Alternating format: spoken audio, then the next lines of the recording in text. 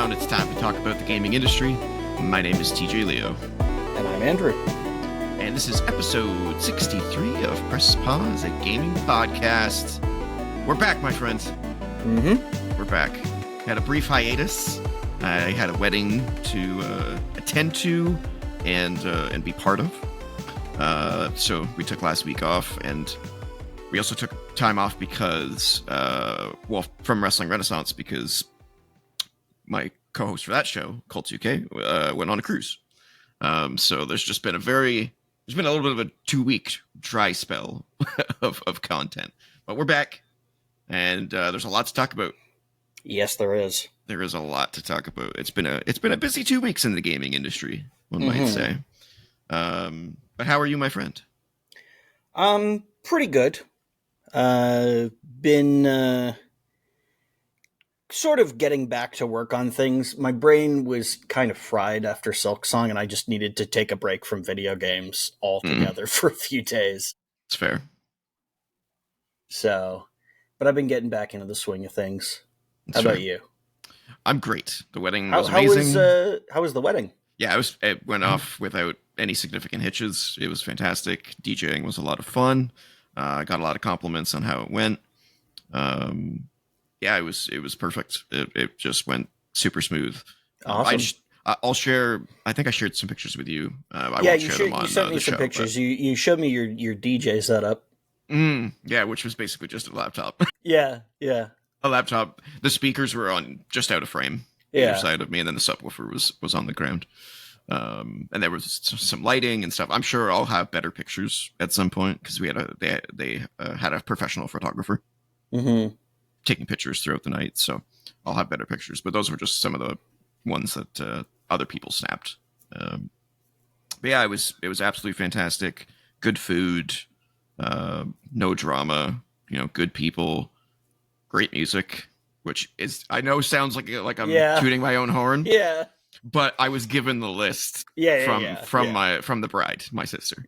Yeah. So it was it was a lot of fun, man. I wish we could do that like once a month, to be honest with you. Well, congratulations to them, especially Indeed. because I know at least one of them listens to the show. Indeed. They're in Italy right now. So wow. So they won't be listening to this episode for a little bit of time. They're if I was in Italy, I wouldn't be recording this episode. I'd be stuffing my face with amazing food.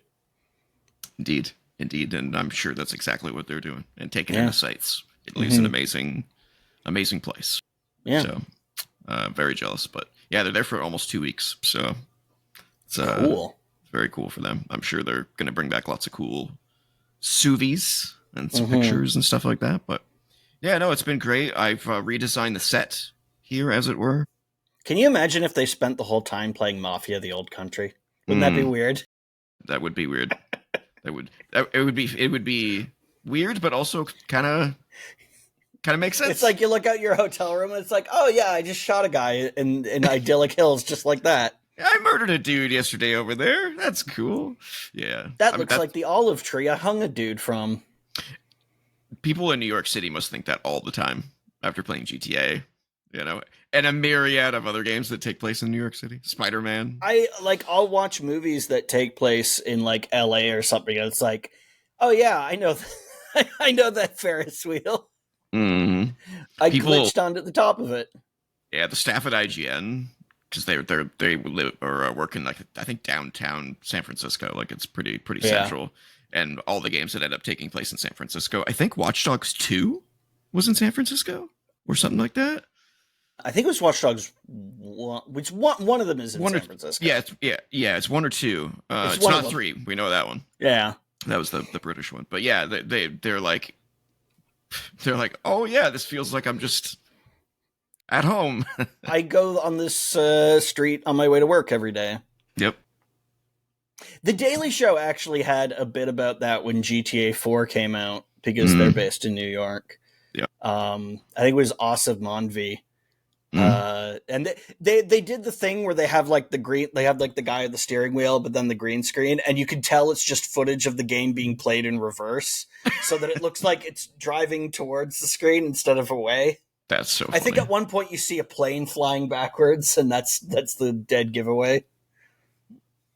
That was that's probably deliberate. I'm surprised they did that though. That's pretty clever. You know? Yeah. Daily Show is pretty good though. Mm-hmm. We could talk about late night TV shows, but oh god, I don't even watch late night TV anymore. But I know about all the drama. Yeah, I'm not a Kimmel fan. I think he's a little pretentious, maybe. You maybe struggle watching the guy who did blackface during the Man Show. Oh, the Man Show. Oh yeah, I used to watch him on the Man Show, like 25 years ago, at least. Yeah. Probably longer. I watch Colbert. That's kind of my late night of choice. He's smart and he's funny. But yeah, that's a whole other topic. We have a lot to talk about today, so let's get into the rigmarole. Mm-hmm. Oh yeah, new set.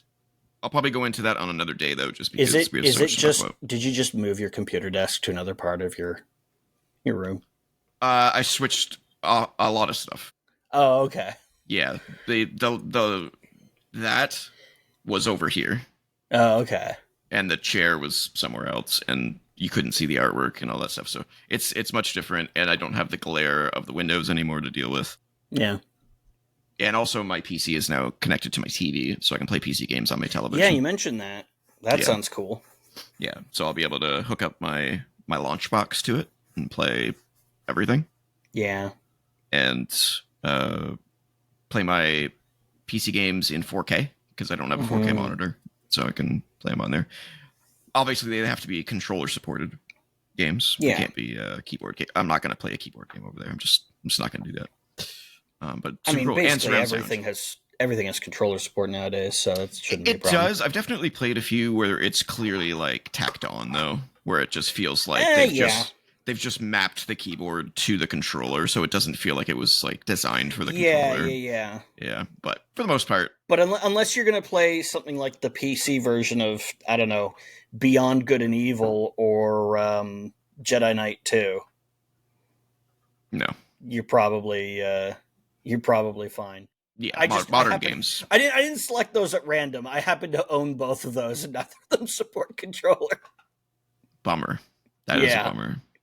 I'd have to, if I want to play Beyond Good and Evil with controller support, I'd have to fucking emulate like the GameCube version, even though I own the PC version. Yeah. Yeah, I've ran into a few hiccups trying to figure it out, but so far it's working pretty good.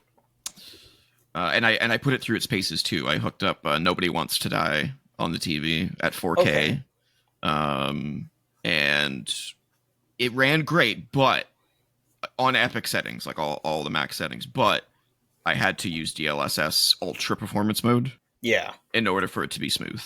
Because it's a very pretty game.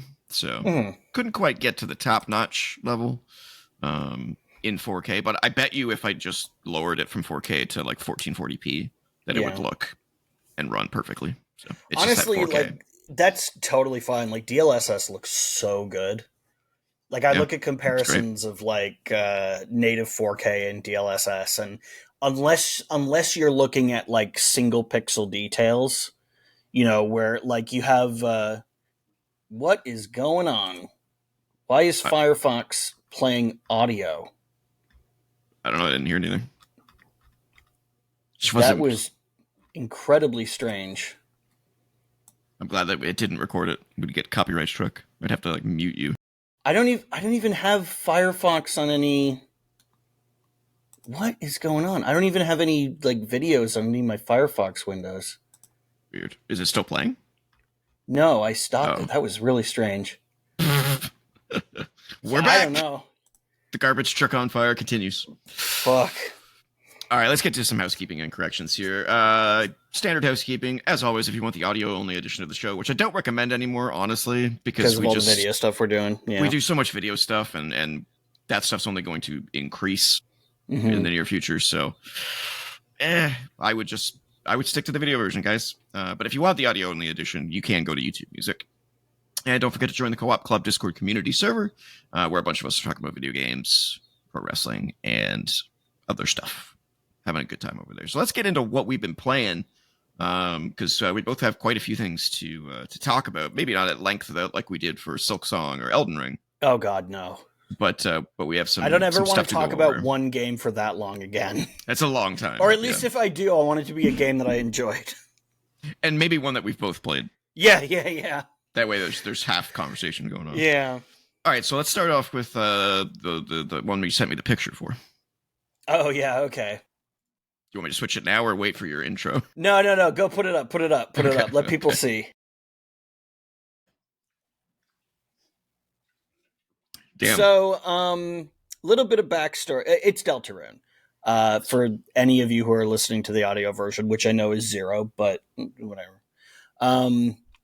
So the Undertale just had its 10th anniversary, and it's crazy. As a result, now it feels like I've been hearing about Undertale for 20 years. As a result, there's always a little bit of it on the timeline, right? There's always a little bit of like, some fan art or like a meme or whatever. But it just exploded because people were talking about the 10th anniversary. And I saw a lot of Deltarune stuff, of course, because Deltarune is the sequel, kind of, sort of, whatever. Sequel spinoff thing. It's not important, at least yet. And there was a part of me that was like, should I play Undertale? And I was like, no, I already know everything that happens in Undertale. It's not going to be the same. Like I know what the twist is at the end of the game because there's no way to avoid that. Like it's been 10 years. The statute of limitations for spoilers is long gone, so people just talk about it openly. And the ironic thing is that it was only when I heard what that was that I became interested. Because I, like so many people, I assumed it was just some haha funny internet jokey game. And then when I learned that, oh no, there's actually some cool stuff to this, I was like, oh, I want to play. But now that I know the twist, you're not supposed to see it coming.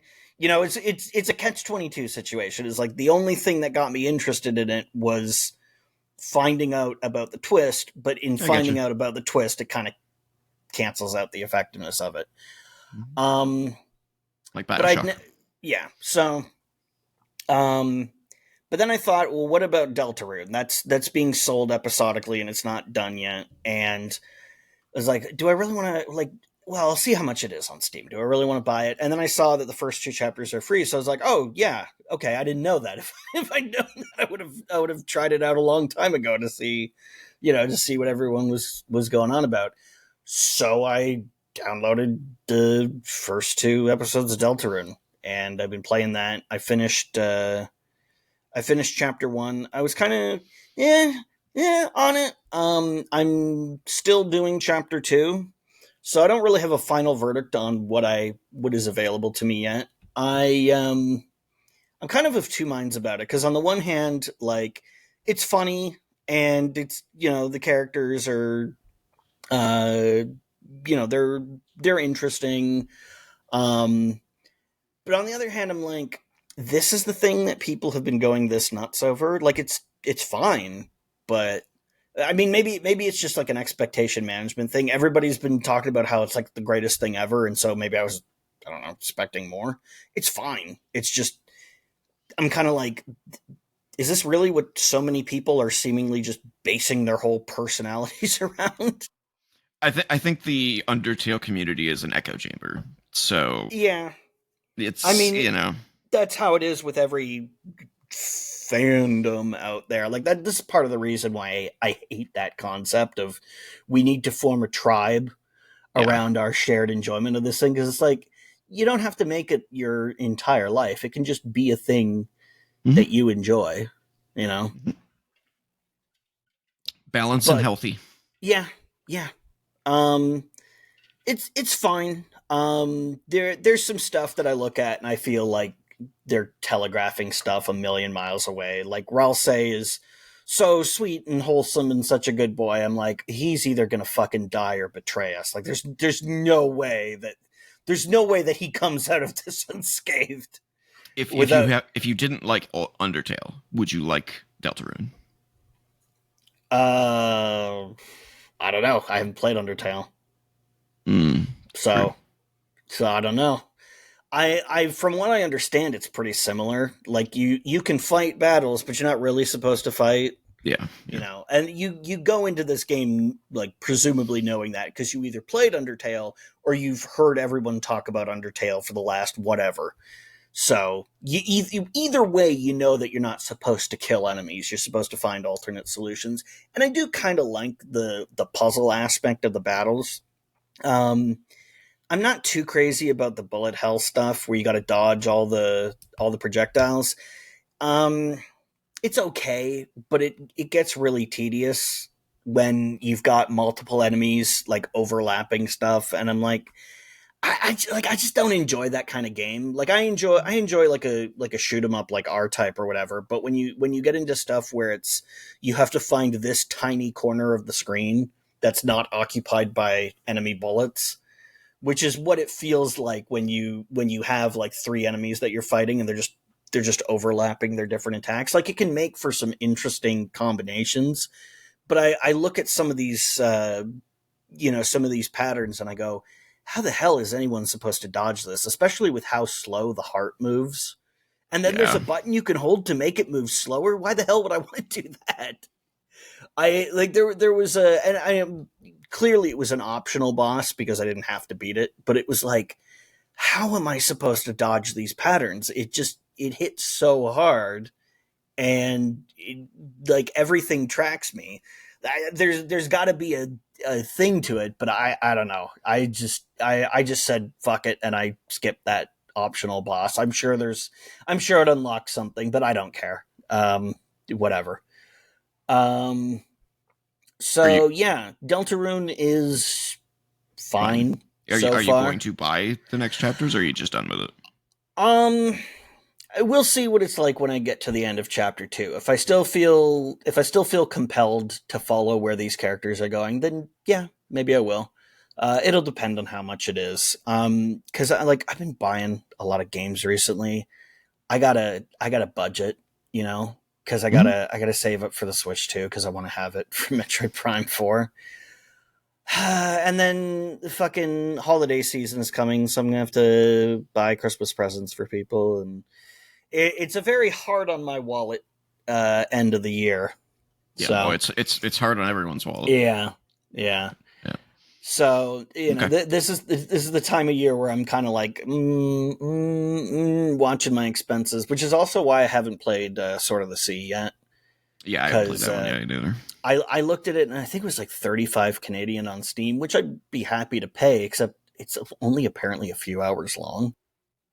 Yeah. And that's fine if Yeah. that's the length of if that's the length of your game. It's just like I don't. Journey, you know. Yeah, and Journey's great. I don't want you to artificially inflate the length. Um, but I have to do a cost benefit analysis, and as cool 100%. as Sword of the Sea looks like, I kind of want Metroid Prime 4 and Donkey Kong Bonanza more. Yeah. So it's going to be like that with Deltarune as well. If it's cheap and I'm still feeling it, then yeah. Okay. Otherwise, maybe sometime in the future, maybe I'll Goes wait onto the for pile. yeah, it goes on to the maybe. Like I still haven't fucking bought Baldur's Gate 3 yet, and I said I was going to Mass do that. Effect. I said I was going to. Well, I have not committed to Mass Effect. Okay, You need to. look, it's on the list. It's not at the top of the list. Baldur's Damn it. Gate was at the top of the list, and I still haven't gotten to that yet because other stuff that Did you beat Final Fantasy 16? Okay, Look, that's on the top of the list. look, I'm after Silk Song, I needed shorter stuff. Okay, I needed shorter stuff. I was like, I don't want to jump back into another like You're almost fucking. at the end of that though. I know. I'm gonna do it once I'm done with Deltarune Chapter 2. That'll be the thing I jump back onto. But Okay. anyway, Right. then there's the other thing I played, which is Cultic Chapter 2. Now, this is the second half of a game that came out 2 years ago. I've talked about this game before, but I'll just briefly recap it. It is a modern but retro throwback shooter, styled after 90s games, mostly Blood. If you've ever played Blood, Well, you could see the blood influences here, all the cultists and the different colored robes and Love the everything. art style. It's Oh yeah, beautiful. yeah. The game is extremely blood heavy in its influence, but there's also Resident Evil 4, and as you just saw from that mansion shot that we went past, there's also a Resident Evil 1 Cool. influence in one of the levels. Ooh, a shield. That's cool. Oh yeah, that's a thing you can do is you can have the shield up. What the fuck? I didn't know you could do that. Okay, well that's going to be something I have to try. With the shield, you can't use two-handed weapons. Makes sense. Yeah. It's pretty good. Chapter 2 is a little bit different design-wise. Apparently, they had an additional level designer. This was a mostly solo project. Pretty impressive. With like voice actors and stuff, but Yeah. by and large it's a like solo designer basically, which is incredibly impressive. But it's taken 2 years to make the second episode, so presumably that's why this guy like brought on an additional designer. How And long was the game?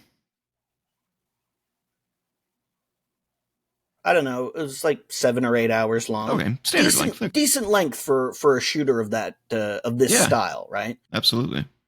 And so far, chapter 2 is pacing out to be about the same length, maybe even a little longer, because the difference is that the levels are now a lot bigger. I mean, the levels in this game have always been big, but this is big in a different way. There's a lot of like big open levels where it's like you need these 4 things to proceed. Like you need these keys to unlock this massive door, or you need demolition charges to clear the blockage on the road. And it's basically go out into this massive level to the 4 corners and do whatever in whichever order you want to get all those things to progress to the next level. So there was a little bit of that sort of thing in the first chapter. The second chapter is much heavier in it. So it does feel a bit different. And I would say I definitely would appreciate an auto map. It wasn't really a big deal in the first chapter. It's definitely more of a thing in this one. Right. I will say there is one level that does have a map in the level because it takes place in a theme park. So it's got those, theme park maps that are like, you are here, Right. stationed around the level. And it's also got signposts to point to the different attractions. So that's helpful. The Resident Evil style mansion level that I'm in right now has been a long fucking trek around because it's also the previous level you lose all your weapons, so you got to kind of start from scratch. One of those situations. Yeah. So it's been lengthy, but it's pretty good, man. All the good things that I had to say about the first chapter, I mean, they all apply here. It's great. It's a lot of fun. I might have access to Cultic 1. I'll have to check. It might be in my Steam library. Oh, you should definitely give it a shot. Mm-hmm. It's not as hard to get into it as Blood. This is a little more straightforward in terms of gameplay. Blood really wants you to use like explosives and to bounce them around corners and stuff. You can do that in this. It's not like Not as required. critical to the gameplay. Yeah. You could play this more like a straightforward shooter, but you do have to be careful, of course. Right. Because there's like lots of traps and stuff. And there's a chainsaw guy that's like straight out of Resident Evil 4. Pretty much. Like if the Where's its inspirations on its sleeve? Yeah, very much. But also does it in its own way. It's not just like, hey, we copied this. It's, hey, I played this and thought it was rad, but what if I did this with it instead? So best way to do it. Yeah, exactly. It's taking its influences and then running with them and doing something of its own, which is why I like the game so much. I really don't have anything bad to say about it other than it could use a map, and that's not really a bad thing. It's just sort of this would be nice. This would be helpful. It's a design choice. It's a design choice, yeah. And like I said, the level that needs it the most kind of has it. So, yeah, it's cool. Great. Highly recommend it. Sweet. Yeah, I'll check and see if Cultic 1's in the library. I don't know if it is or not. I share a library with Sim31, so he's got just I Oh don't yeah, know yeah, yeah. That 400 seems that games. So yeah, that seems like his style. yeah, he loves like Wizardom. Have you heard of that one? Oh yeah, I've heard of that one. Yeah, I Yeah, he haven't loves played that it. game. Yeah, but I've Yeah, heard of it. I played the demo. It's pretty good. It's Yeah. pretty good. All right. So I have so every so often it seems, and I don't know if there's like reasoning behind it, but every so often it feels like a whole boatload of demos get dropped all at the same time. Yeah, that does seem to be a thing. Like It's it not they're just never kind of dripped out. it just kind of lines up that everybody's releasing a demo for something at the same time. Yeah, so I went on a demo spree. Which is great, by the way, and I highly encourage every developer to Oh yeah, release demos. more demos. I Yeah, remember was a 360 I think had a demo for every game. yeah, Something like that. it seemed like it was mandated for a while that every Yeah. game needed to have a demo. I think I more people would buy your games, guys, Yeah, if you had demos yeah, because because like there's no rent, there's nowhere to rent games anymore. no. You know, Yeah. so like Or someone should come up with like like Steam should come up with like a design for like a not a rental system, but like a try before you buy system. yeah, like 1 hour of play or Yeah, something. 1 hour play, 30 minutes play. Maybe depends on the game type. It Because maybe some games depends you'll on the get game. more out of Developers it. can set, whatever. Yeah, Like honestly, I will know if I'm into a game within half an hour usually. yeah, 30 to 60 minutes depending on the type of game that it is. Yeah. Sometimes within 10 minutes. It just depends. Yeah. So even if it's time limited, yeah, I want to be able to try before I buy. Yes, 100%. Like I was just saying, games can add up in price, and I got a budget right now. Yep. And they're Yep. only getting more expensive, so Yeah, and yeah, a demo would definitely push you to get one game over another. So yeah. I mean, there are certainly some games that like some people are going to play the demo and go, "Oh, this isn't for me." oh yeah, of course. But I feel like a lot of times people were already on the fence about that stuff already and would probably lean towards not getting it. Yeah, I'll try it. Like Yeah. once in a while that happens where I'll play a demo for a game that looks cool, but then I'm like, nah, this isn't really my thing. But far more often I'll play a demo for something that I'm not sure about and I'm kind of leaning towards no on, and then I play the demo and I'm like, oh no, this is cool. I'm either wishlisting this or I'm going to go fucking buy it right now. One thing I experienced recently, and I was talking to Old School Legend about this in the co-op club, was it just totally sucks when you play a demo for a game that's not out yet, and then it comes out 6 months later, you get it, and then the magic's gone. Yeah, or they've changed something, and it's just it's almost like sometimes games have a shelf life.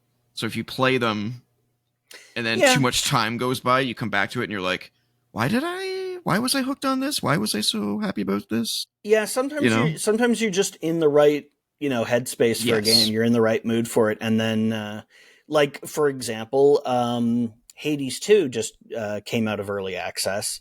And I went and I played a little bit of Hades 1, and I just, I really enjoyed it when I played it, except for,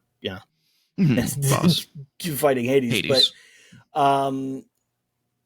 But like the rest of it, I was totally vibing with, and then here I played it, and I just felt like, man, this is not clicking. Maybe I'd have to give it more time, but like I got other stuff I need to do, So it's kind of like that. Sometimes you play the right game at the right time, and sometimes it's just not the right time. Sometimes you're just not in the mood for a certain thing. But I think I think overall, you stand to sell more games by offering demos 100%. than you stand to lose sales. Because, like, the thing is, somebody who decides not to buy a game after you release a demo, like it's not like they're taking money out of your pocket. It's just they're not buying it. They already weren't buying it before. Exactly. Yeah. So if anything, it just helps you sell more. Yeah, for every person who was gonna and then is discouraged after playing the demo, you're probably gonna get 5 people who are like, "Oh, this is rad." I think it can only serve to improve sales.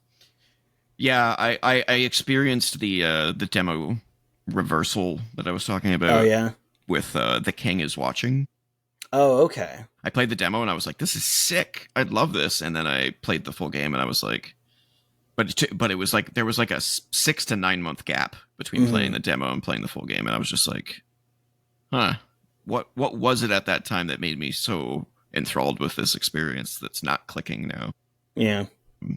And there was another game that I played too recently, but let's get into the demos that I played. Sure. Starting with... Dude, you know what sucks is when a demo for a game comes out and then the game doesn't come out.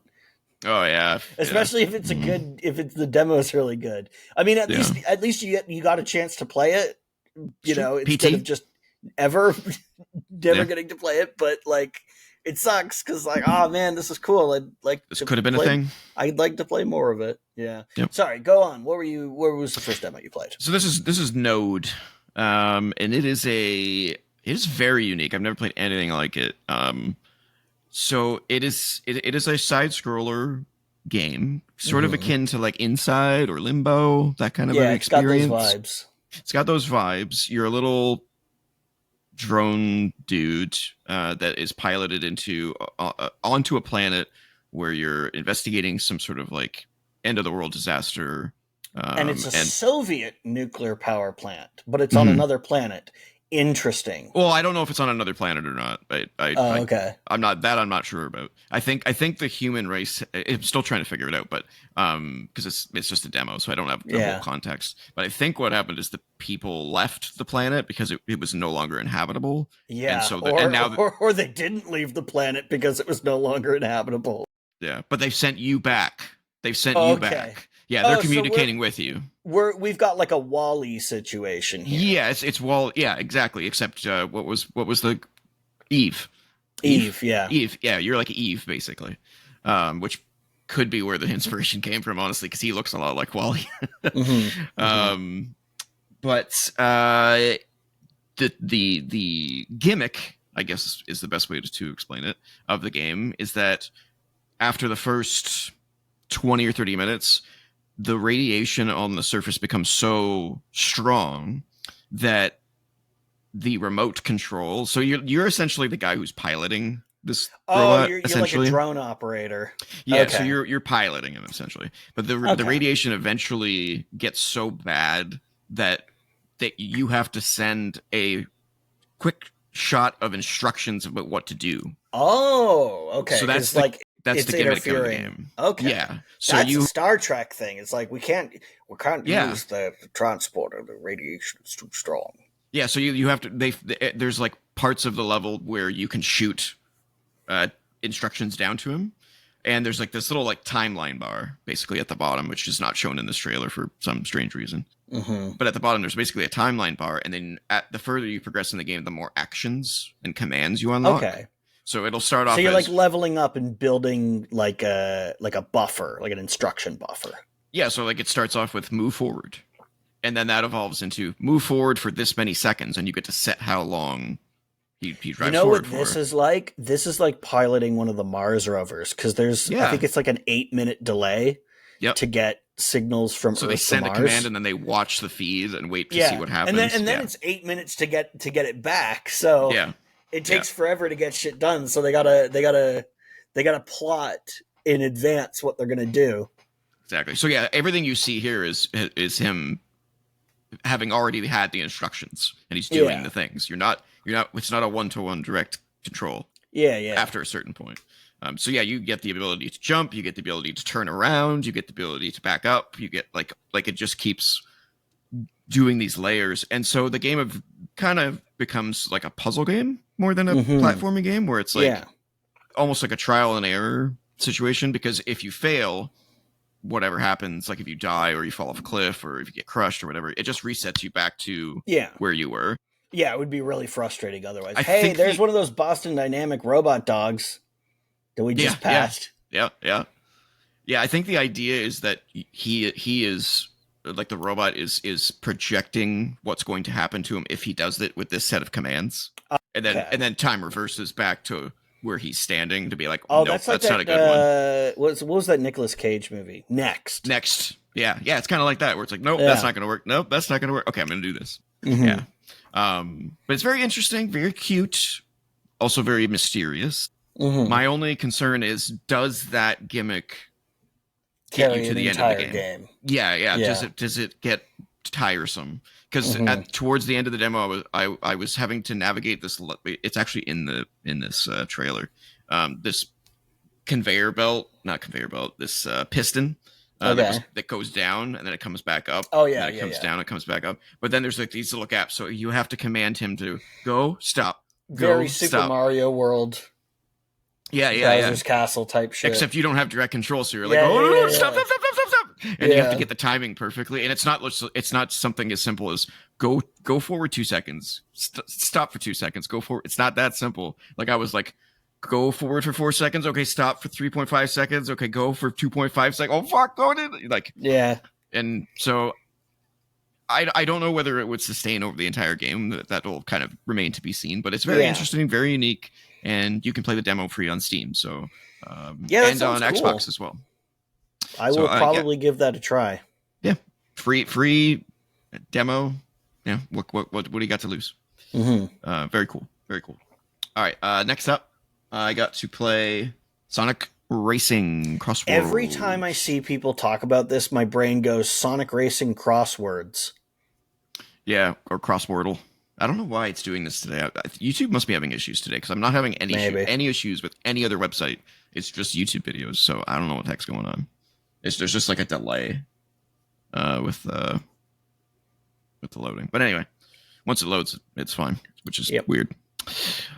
So I've been a huge supporter of Sonic Racing All Stars Transformed, I think it was called. It's such a long title, bad title. Yeah. But that was on the PS3 generation, I believe.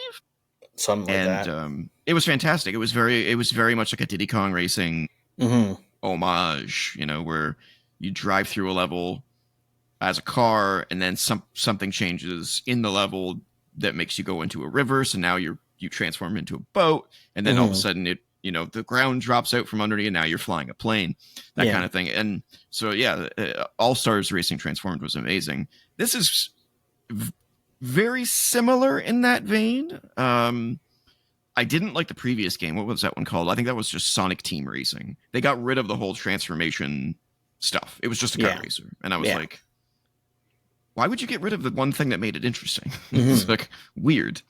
So this is very much going back to what it did well. With that being said, and I don't know whether you can tell from this footage or not, and it might just be that I'm we've all been spoiled from Mario Kart, especially Mario Kart 8, and now obviously Mario Kart World. This game doesn't look very nice. And again, I don't know if it translates on YouTube or not. It's not ugly, but it's not a game I would look at and go, this is like a PlayStation 5 generation game. Just feels a little flat to me. Do you know if that was their target platform? No, I have no idea. Like maybe they were targeting it for the Switch too.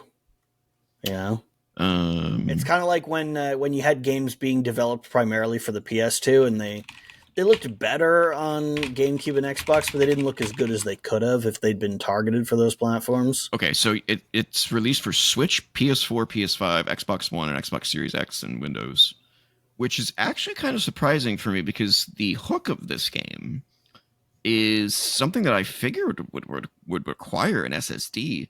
So at the end of the first lap, whoever's in first, 2 rings appear, like the Sonic rings, and just like in the movies. I don't know if you've seen the movies. I've been seeing that it transports you to it transports you, yeah. So these 2 rings appear at the end, just before the finish line, and whoever's in first place gets to go left or right, and it brings you to a completely different track for lap 2. And then when you get to lap 3, it brings you back. Yeah. But there's like no transition. Like it's just boom, you're there. So I'm kind of curious how that works on PS4 and Switch especially. Like, it doesn't seem like something like, I wonder if there's like a delay. Like you go through the ring and there's like a bright white light for 5 seconds and then you appear in the new level. No way. In a racing game, there's no way they'd do that. I don't know. Well, back in the day, they did it all the time with like, remember Snowboard Kids where you had to get on the the ski lift? So you're just like sitting there going like, okay, All right, can I go to Yeah, lap that two was on now? the N64. It's true. Yeah, I'm very curious. I haven't seen any footage of the old game or the Switch version or anything like that, but Yeah, but little if weird. it's if they were making last gen versions as well, that would explain why it doesn't look like Yeah. Stop doing this, guys. Stop. Yeah, at this point, come on. Call of Duty Black Ops 7 is on PS4 still. That's ridiculous. It's but is so that stupid. is that like when they put out Black Ops 3 on the 360 and it just looks like garbage? I don't know. It's not out yet, so I don't know. Black Ops 6. So apparently something crazy, like 78% of their player base still plays on that last gen, and that's why they do it. Huh. And I'm like, well, if you stopped making Yeah. if you stopped making them for that platform, they would have a reason to get the new platform, you dumb shits. Oh, it makes me so mad. I swear to God, with all this talk of next gen coming up in like the next 1 to 2 years. Oh, there's no way. If they're still fucking making PS4 games, there's no way. I'll fucking snap, man. Like, ridiculous. Maybe they'll finally start making PS5 games. Yeah. Wait, that's Patrick from SpongeBob. Yeah, there's a lot of crossover in this. Mega Man's in this in DLC. Wow, that's like the first association that Mega Man has had with Sega since like Mega Man 8 came out on the Saturn. Yeah, and Proto Man's in there. I don't know if Tails is or not Tails. Rush. I think Rush is the car that Sonic that Mega Man drives. Oh, that would make sense. Yeah, he's probably been he's been like a hoverboard, so that's like one of the classic Rush abilities. Yeah, I still find this fun. That is a super Smash Brothers looking menu screen. Holy shit! Yeah. That's the most Smash Brothers shit I ever seen. Yeah. Being able to turn off and on all the various. It's fun. I enjoyed it, but I think I was just expecting something better. I'm sure they're gonna add so much shit with DLC. Because like the version of Mario Kart 8 that we've been playing for years is like 5 DLC packs in. Mm-hmm. So yeah, we'll see. I just wasn't like I was super excited when this was announced, and then I played it and I was like, it's fine. It's fine. I just kind of hoped it was better. Yeah, but yeah, it's fine. And we'll get more into this in the Metacritic Check-In because we'll see how it's doing critically. All right, next up, I played the Little Nightmares 3 demo. And again, we're going to have a significant delay on YouTube for whatever stupid reason. So obviously, talked about it before, I'm a huge fan of Little Nightmares 1 and especially of Little Nightmares 2, which is just an amazing game. Mm-hmm. So when I found out that Little Nightmares 3 was not being made by the same developer, I was getting I was getting some scary vibes there. This is being developed by Supermassive, which is the same guys who do all the horror games on PlayStation, like Until Dawn, The Quarry, the Dark Pictures Anthology, all that kind of stuff. So they're not exactly batting 1,000 over there. They're very hit and miss. So when the demo was announced, I was like, okay, this will give me a chance to see if they're up to the task of doing this game. Yeah, and I enjoyed it. It's definitely built for co-op. So in 1 and 2, you play as one single character. In this one, you play as 2 at the same time. You don't control both. You pick which one to control, and then the other one you can basically just follows you, and you can command them to do stuff. But they'll also do stuff like on their own, where you'll be like, "Oh, thanks for doing that. I appreciate that." So pretty good AI. It is a simple game though, so I don't, we're not talking crazy AI here, but yeah. But for what it is, I had a few moments as long where I was as it works better than like the partner Resident AI Evil 5. Yeah, you knew exactly where I was going. You knew exactly where I was going. What partner AI? There wasn't any in that. It was okay. I'm using you to store ammo, and I'm taking your guns away from you, and that's all. Oh, here's some healing herbs. You can heal me if I have an emergency. Dude, I fucking gave Sheva a sniper rifle when we were on the boat. You go from island to island She just wasted all the ammo. No. She fucking started using the pistol to snipe guys instead. It's like, Capcom, come on. Yeah, that was terrible. Did you really not? Like, it's a great game, but I know that you want us to play co-op and all that, but for fuck's sake. Yeah, that was bad. Yeah. But I really enjoyed this. It's very little nightmares, and it didn't let me down. It's very creepy. I do have 2 concerns, but they're kind of minor, honestly. Okay. Number one, and this is kind of a problem with a lot of games, and a lot of movies, quite frankly, as well, and that's sound. The sound balancing sucks. Yeah. It's awful. Yeah. And I'm playing with surround sound speakers, and I'm changing settings. I'm going to because most games have are you playing this game on TV speakers or headphones or surround? Yeah. And none of them worked right. Nope. I'm like, I got to go into the audio and lower the sound effects and heighten the volume, lower the music, and kind of find a balance. I shouldn't have to do that in your fucking game. No. That's your job. I hate that shit. Oh, I hate it so much. And this is just another example of that. And I'm just like, I want to turn it up. It was I didn't fuck around with it in this one because I was just like, it's just a demo, whatever. I'm just gonna play it. But I wanted to turn it up, but I'm like, because I can't really hear the ambiance. Yeah. Which is kind of the fucking point of these games is to get you in the mood. So, but I'm like, I'm not gonna do that because when there's a jump scare, I'm gonna get blasted out of my brain. If I do that. So they need to figure that out. And then number 2, and this might just be because it's a demo and they took things out to simplify the demo. Yeah, there was a lot sometimes. There was just a lot of empty rooms. Mm-hmm. Not empty in terms of there was nothing in them, but empty in terms of there was nothing to do in them. Yeah. You would just walk through them and look. They were just dioramas. And I'm like, dude, the fucking demo for Metroid Prime 2 was the most truncated thing I've ever played. Because when the full game came out and I played that, I was like, the start and end point of the demo versus in the final game, all the stuff is in there, but they took out so many rooms. It was 3 times longer. Mm-hmm. Well, so and this is one of those situations where they don't have enough time to remove the rooms. Yeah. So they just removed whatever puzzle was in there. Yeah. So that you just walk through it, and I'm like, this is weird. I hope this is not part of the final game and that this is just a demo that would thing. Be very strange. Because I was just like, there must have been 5 rooms that were just for show, and I was just like, that's really weird. Yeah. But I assume it was for time, to save time and give you a specific vertical slice that they wanted to give without having to remove entire assets and redesign them. So yeah. But I enjoyed it. I'm looking forward to it. I hope it's great. I do kind of want to play it in co-op, but I'm glad that it works well in single player. So, because there's nothing worse than playing a co-op game alone with AI that is just useless. Yeah, mm-hmm. It's like, why can't I just delete you and just be alone? Okay, few more to get through here. This one was a shocking surprise. If it ever loads. But this is The Lift, which I haven't confirmed this. I might have to do some research on this. But I believe that this is a new team. What's with the frame rate? Oh, that's the style that they're going for. Okay. This is from some of the people that exited Moon Studios, which is the Ori and the Blind Forest team. Oh, okay.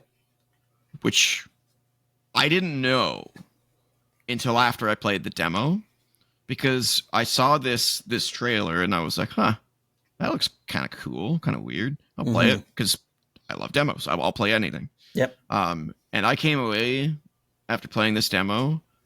This game is now in the top 3 most anticipated games for me. Ooh, okay. So this is such a hard game to explain. So you're a guy, this dude. Mm-hmm. It's a first-person game, by the way. I don't know why. This is just a story part of the trailer. But you're a guy who was basically frozen in time, I guess. And your job is they will wake you up when you need to fix and clean shit, basically. So you basically just go into cryo sleep and they just wake you up when they need you. That's a shitty existence. Yeah, it's pretty weird.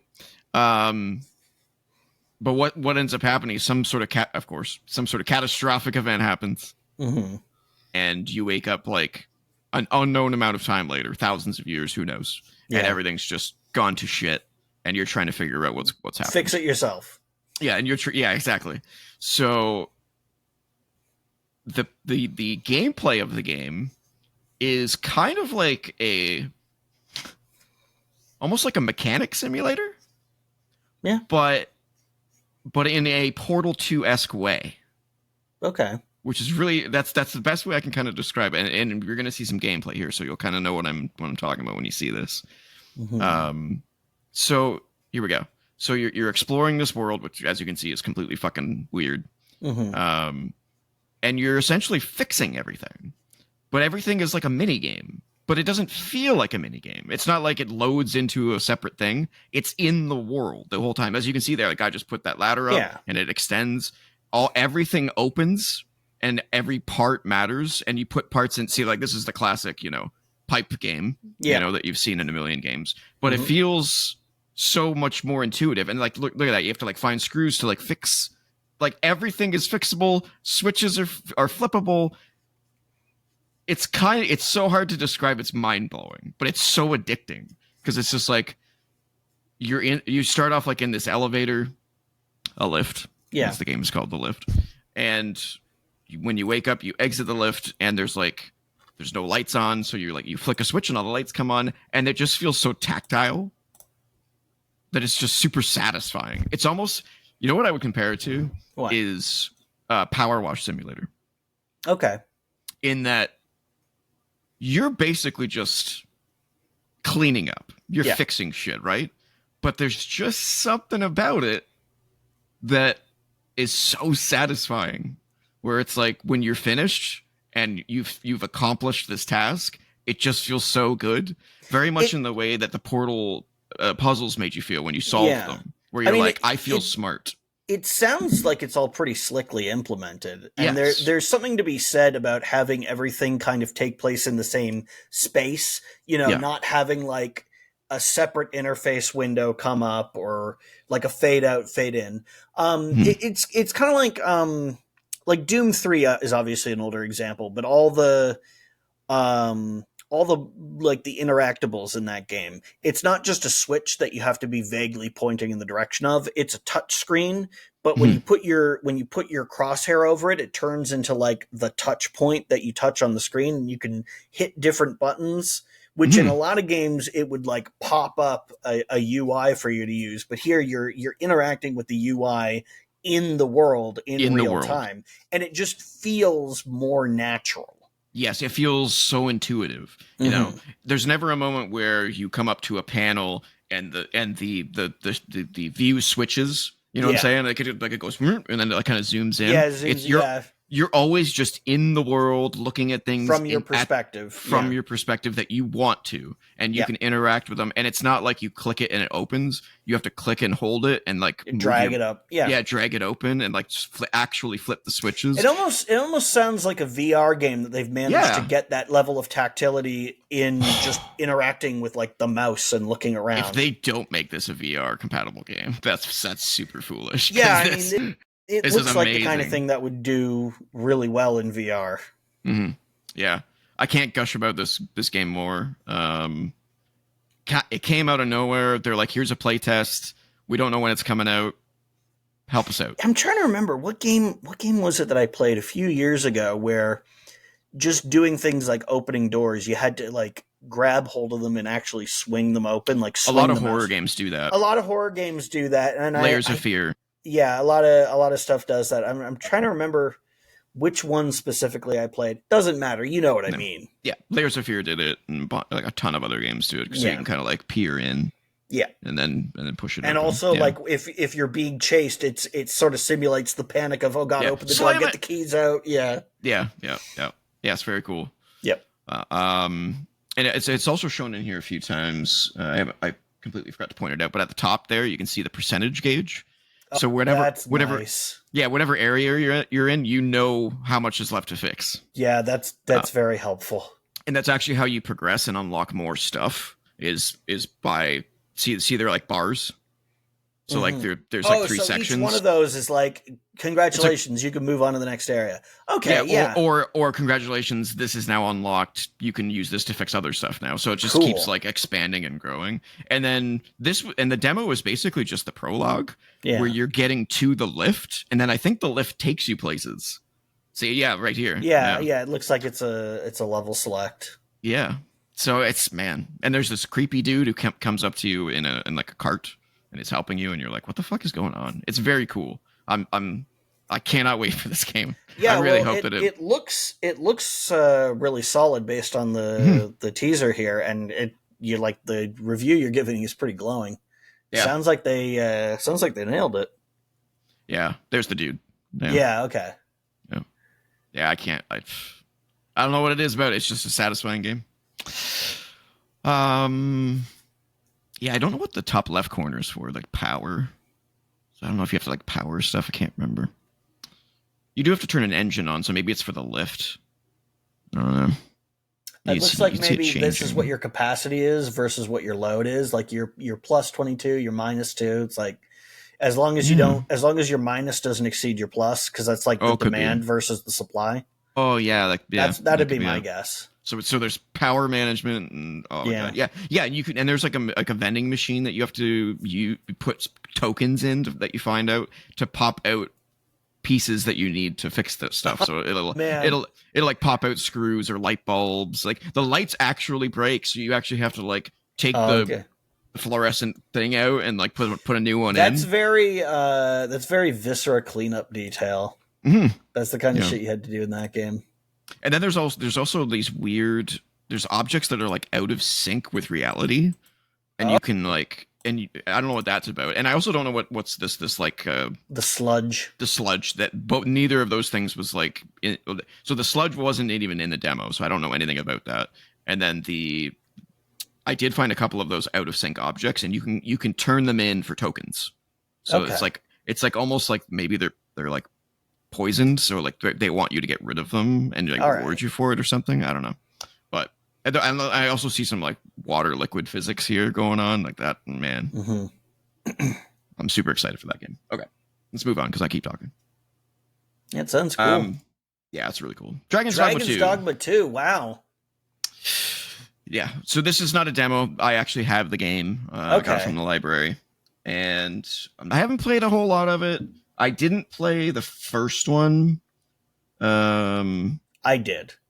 I mean, I played like, I don't know, 20 minutes of it. I played the prologue, and then I was like, I played a bunch of it, and then I couldn't figure out where to go next, and then I just kind of fell off of it, and that was a few years ago now. It's also, the first game is also pretty ugly.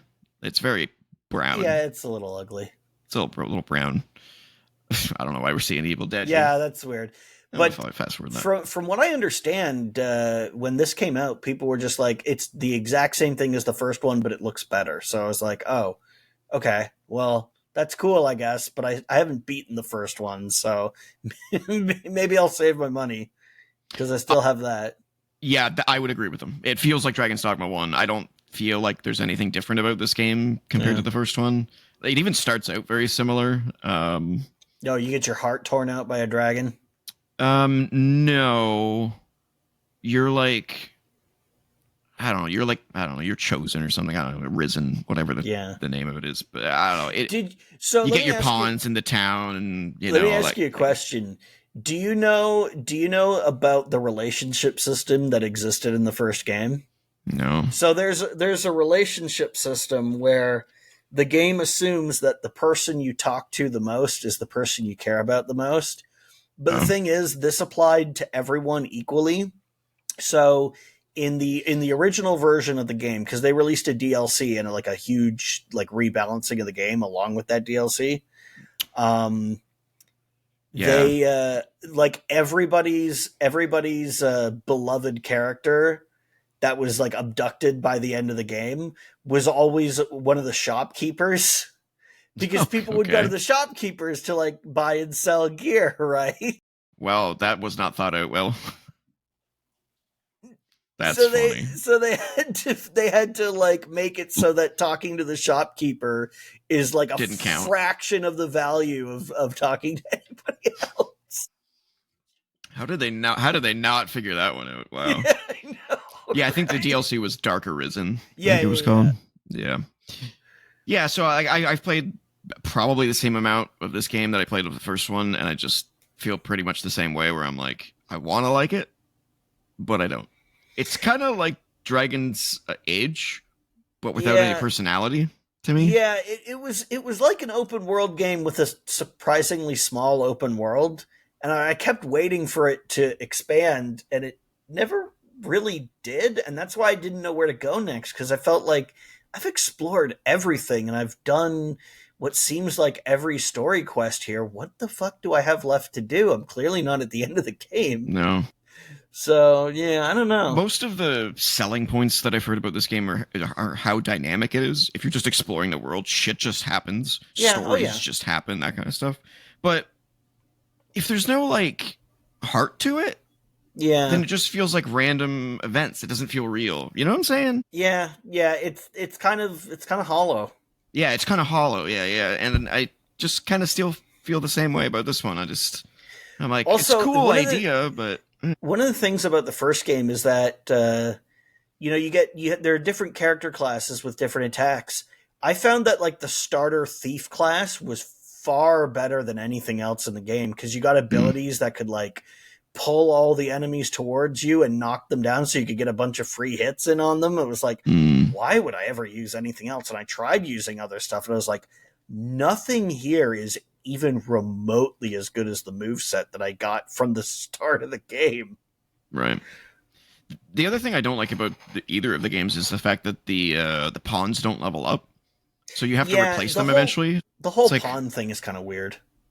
Yeah, I'm like, I kind of want to get attached to my party. I don't want to get detached from my party. Yeah. So why? And they make such a big deal. They're like, "Oh, don't worry, they don't feel anything," and it's like, so that either means one of two things: either they absolutely do feel things, and it's going to be a big twist at the end of the game, or they really don't, and it's like, don't ever get attached to your party. It's stupid and dumb and just whatever. And it's like, but why would I want to play a game like that? Exactly. Shouldn't I want to give a shit about characters?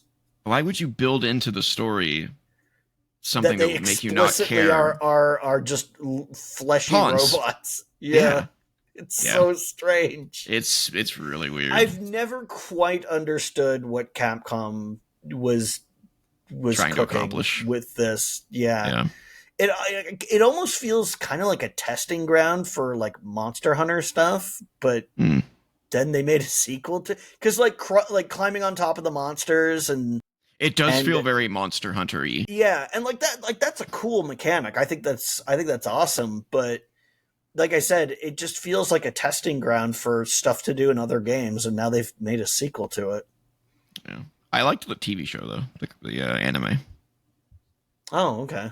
It was pretty good. I haven't seen that. But the games, yeah. All right, so that's all I had to say on that. I'm taking it back. Yeah. Pretty soon I'll have Death Stranding 2. That's kind of what I'm waiting for, and that'll be I get sucked into game. And then finally, before we move on here, because we're already at an hour, is Forever Skies. Finally got to play that. I've been waiting for this game for a long time. It just exited early access. It's on the consoles. It's on PC. Oh wow, this looks kind of No Man's Sky-ish, like when you're on one of the toxic planets.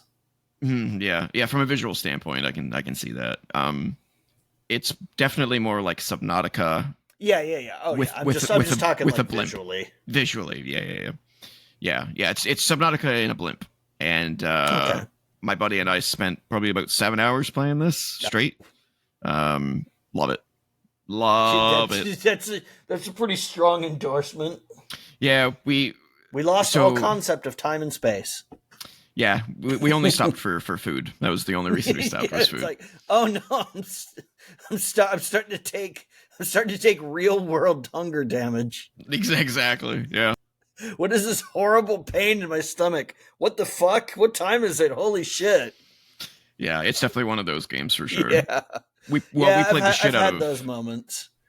We played the shit out of Grounded, and then after Grounded, we played a lot of Diablo, and so we kind of wanted to go back to a grounded experience. No pun intended. Yeah. That was a little bit more slower and methodical and thought And not just provoking mindlessly like whirlwinding your way through enemies. Yeah, I mean, exactly. I love Diablo, but yeah, if you're after looking a while, for it gets mind numbing. Yeah, if you're looking for something you want to think about while you play, that is not the game. No, definitely not. But yeah, this is fantastic, and it's bigger than I thought it was going to be. Because when I was initially designing the expansion for the airship, I was like, oh, okay, I know I have a feeling it's only going to get about this big, so this is how I'm going to design it. Oh, and then it got way bigger.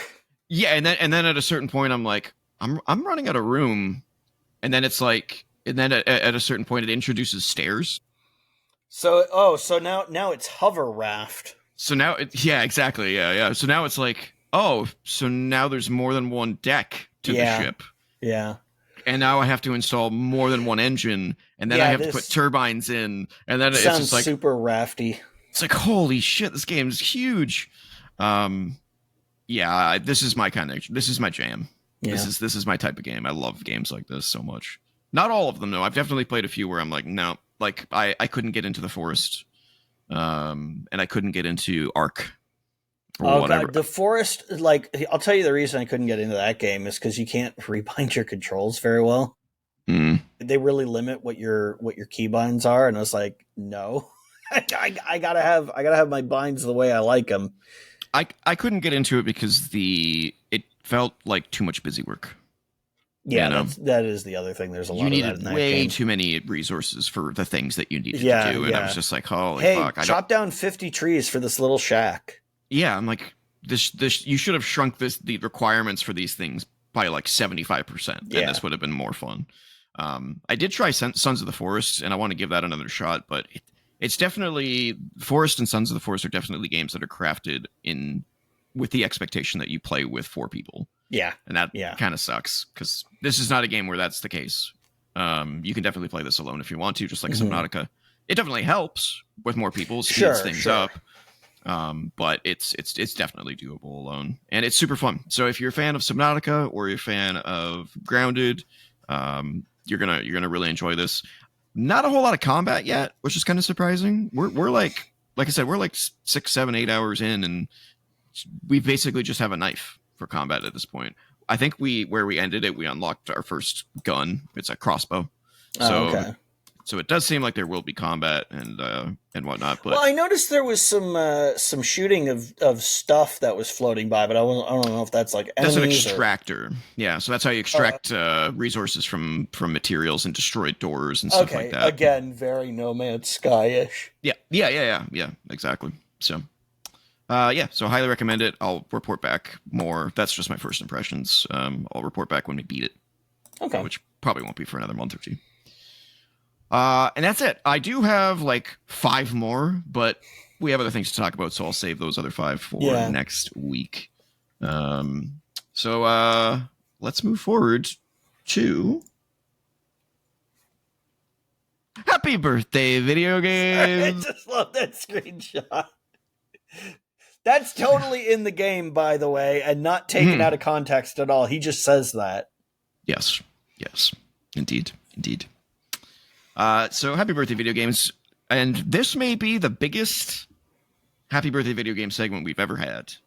I don't know what was in the water 20 years ago, but a lot of games got released in October of 2005. So let's get into it. That was right before the 360 came out. Yeah, end of a generation is usually when like a shitload of games come out, so that makes sense. So first off, Triforce Heroes. This was the Zelda, I think DS or 3D. Yeah. I think it was DS. No, that's 3DS based on that aspect ratio. Yeah. Okay. Yeah, this was the one where you like stacked on top of each other to do puzzles and stuff. I played a little bit of this. I think I played the demo. It was fine. I never played this, but I liked Four Swords Heroes on the GameCube. I actually liked that game a lot. I really, really liked that game. I was totally shocked at how much I liked it. I was like, wow, this is really good. Yeah, I think this was probably one of the weaker Zelda games. It's fine. Yeah. It's just not, It's I not think really. the reason why Four Swords Heroes works is because you're all playing it on the same TV. Mm, You mm, know, it's yeah, that sort of Final Fantasy Crystal Chronicles type thing. yeah, yeah, yeah. This is definitely 3 different DSs or just Yeah. one player playing it alone. I think. And you switch between the 3, which is very cumbersome. Yeah. But at least it's an option. I appreciate that. Next up, turning 10 years old is Halo 5. Which I still haven't played Yeah. because it's not on PC. I played the first hour and I was like, this is not good. Yeah, that's kind of what I heard about it, was that it's okay if you really, really want more Halo. Yeah. That's sort of the vibe with Infinite as well. But Infinite at least has the fucking grappling hook, which is cool. Yeah, I like And Halo Infinite. It's really yeah, good. it's kind of the only cool thing about that game, because it's like, oh man, did you like the second level from Halo 1 where you're just going around the hills, the grassy mountainous hills? And the occasional interior. Occasional interior area. Here's an entire game that's like that. I've had this rant a million times. Yeah, that game was clearly designed as something else. And Yeah. they pivoted at some point to get it out. And well, maybe they it's not a shouldn't bad have, game. It's just not a complete game. They probably shouldn't have fucking like kept burning people out. The turnaround on employment in that game is huge. Like, have you seen the credits for that game? Oh, I swear to God, there's like 1,000 names in there. Yeah, yeah, yeah. You guys need to take Halo away from 343 Studios, or sorry, Halo Studios. Yeah, it's been rebranded. Or just fucking commit, give it to people, and then keep those people employed for at least the span of one game. Ideally, more. You know, unless people just didn't like working on it for that long. I mean, they left. I think if you got the opportunity to work on a Halo game, you probably wouldn't leave unless you're forced out. Because imagine having that on your resume. I really hate this. Someone is baking cookies. Oh no! It smells painfully incredible. Good. Yeah. Not happy right now. Yeah. So yeah, happy birthday, Halo 5. Congratulations. Next up, Indigo Prophecy. Wow. This is on the bingo card. we talk about this game all the time. So holy shit! 20 Why years. are they playing basketball in those outfits in the fucking winter? David Cage. It's a good question. Man, this game's weird. Yeah, this is the game that we always talk about and has like the best intro to any game ever, and then is cool for like the next 3 to 5 hours, depending on how fast you go through it. It gets a little bit weird. Like here's where it gets weird. This is the moment where the game takes a turn for like the weirdness. Did you select this because you knew it was in here? Yeah. This is where every single object in the room flings itself at you. It's like the longest QTE in video game history. Oh, it's so painful. fucking long. Yeah. Oh shit! Here we go. Here we go. Yeah, it's absolutely awful. You know what it reminds me of? What is that toy, the Simon toy, where you have to remember the pattern? Exactly. Because it's like the same colors and everything. Fucking awful. That was the thing. It was like everybody said playing Indigo Prophecy is like having 2 Simons, one in each hand, like just dual wielding Simons. That's the game. Oh no, a cardboard box. We got to do the Matrix shit. We got to do the bullet time camera rotation. Why is he taking a ready pose? Like, why is he not run away? Yeah, yeah. Like, why would you not dive behind the counter at this point? Well, maybe he's realizing the counter's going to come after him at some point. Shit. Yeah. Oh anyway. My god! Oh, the punching bag punches back, bitch! Oh no, there's the counters. Yeah, there they come. Here comes that cabinet. Here comes that cabinet. Like every single thing. This room will be bare, and every single asset will be like deployed against poor Lucas. And bullet time again, and the animation is so stiff on him as well in a lot of places. Yeah, it's pretty terrible. That dive looked okay, but the jumping looks weird. Oh no, the phone! Here comes the phone. That could cause a huge concussion. Yeah, well, this is also where the game shows its age, because it was at a point where people still had landlines. Home phones. Yeah, it's so true. Yeah, this game is. I'll give made them by credit. 2 people. They did at least give you a warning that you were about to do a QTE, unlike Shenmue that just fucking was Get like ready. beep beep beep beep beep beep. God, that was terrible. But yeah, so this game starts out incredible and then gets progressively weirder and then drops off a fucking cliff when just it's a cliff, like, man. It's like, hey, it's the Jaguar shaman. Oh, you found a fucking playthrough and you went to that section. Yeah. Oh yeah. Yeah, absolutely I did. Absolutely I did.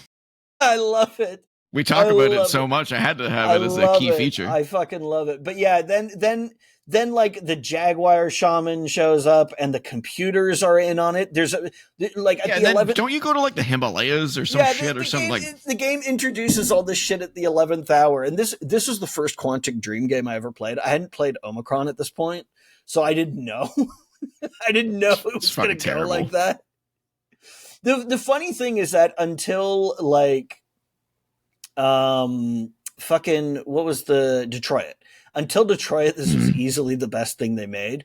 And Detroit is like kind of good in the fucking what's the fucking android cop? What's his? Is it Andrew? Isn't it? Oh no, it starts with a C. Connor. Yeah. Yeah, his places. Yeah, his sequences are the best. Yeah, so yeah. good. His story is good. But then you've got the robot maid and the initial trailer that they did, the Kara trailer for her, like way back with one of the Kara units being assembled. That was so good. Oh, it was that amazing. Was so fucking good. And hers was good for a little bit until it's revealed. And like spoilers, by the way, if you haven't played Detroit, the little girl is a robot and she just didn't see it the whole time. She like pretended not to notice that the little girl was a robot, even though she had a fucking LED ring on it. It's just fucking, oh my God, which they can apparently just take off and there's no port under there to show where it was plugged in. Like, what the fuck? God. Weird. Oh, and they can cut their hair, but the hair is also a hologram and everything is just a hologram and they just have like a mannequin body under. Like, what the fuck? And then there's the, whatever Lance Henriksen's like, caretaker robot was, the fucking whatever. That was bad. Yeah. So they made like 1/3 of a good game, which is more than I can say for this. This, God, it just pisses me off like how strong this game started, and it just made like if this game really does feel like 2 people made it.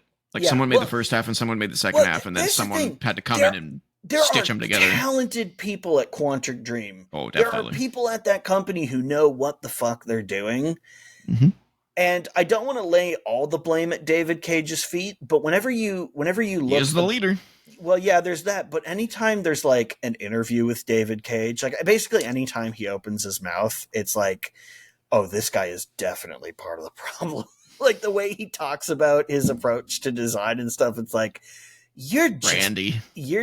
Well, it's different. It's different from oh God, here we go. Here's the fucking. Here's the Matrix thing. Yeah, what the fuck is this? Yeah.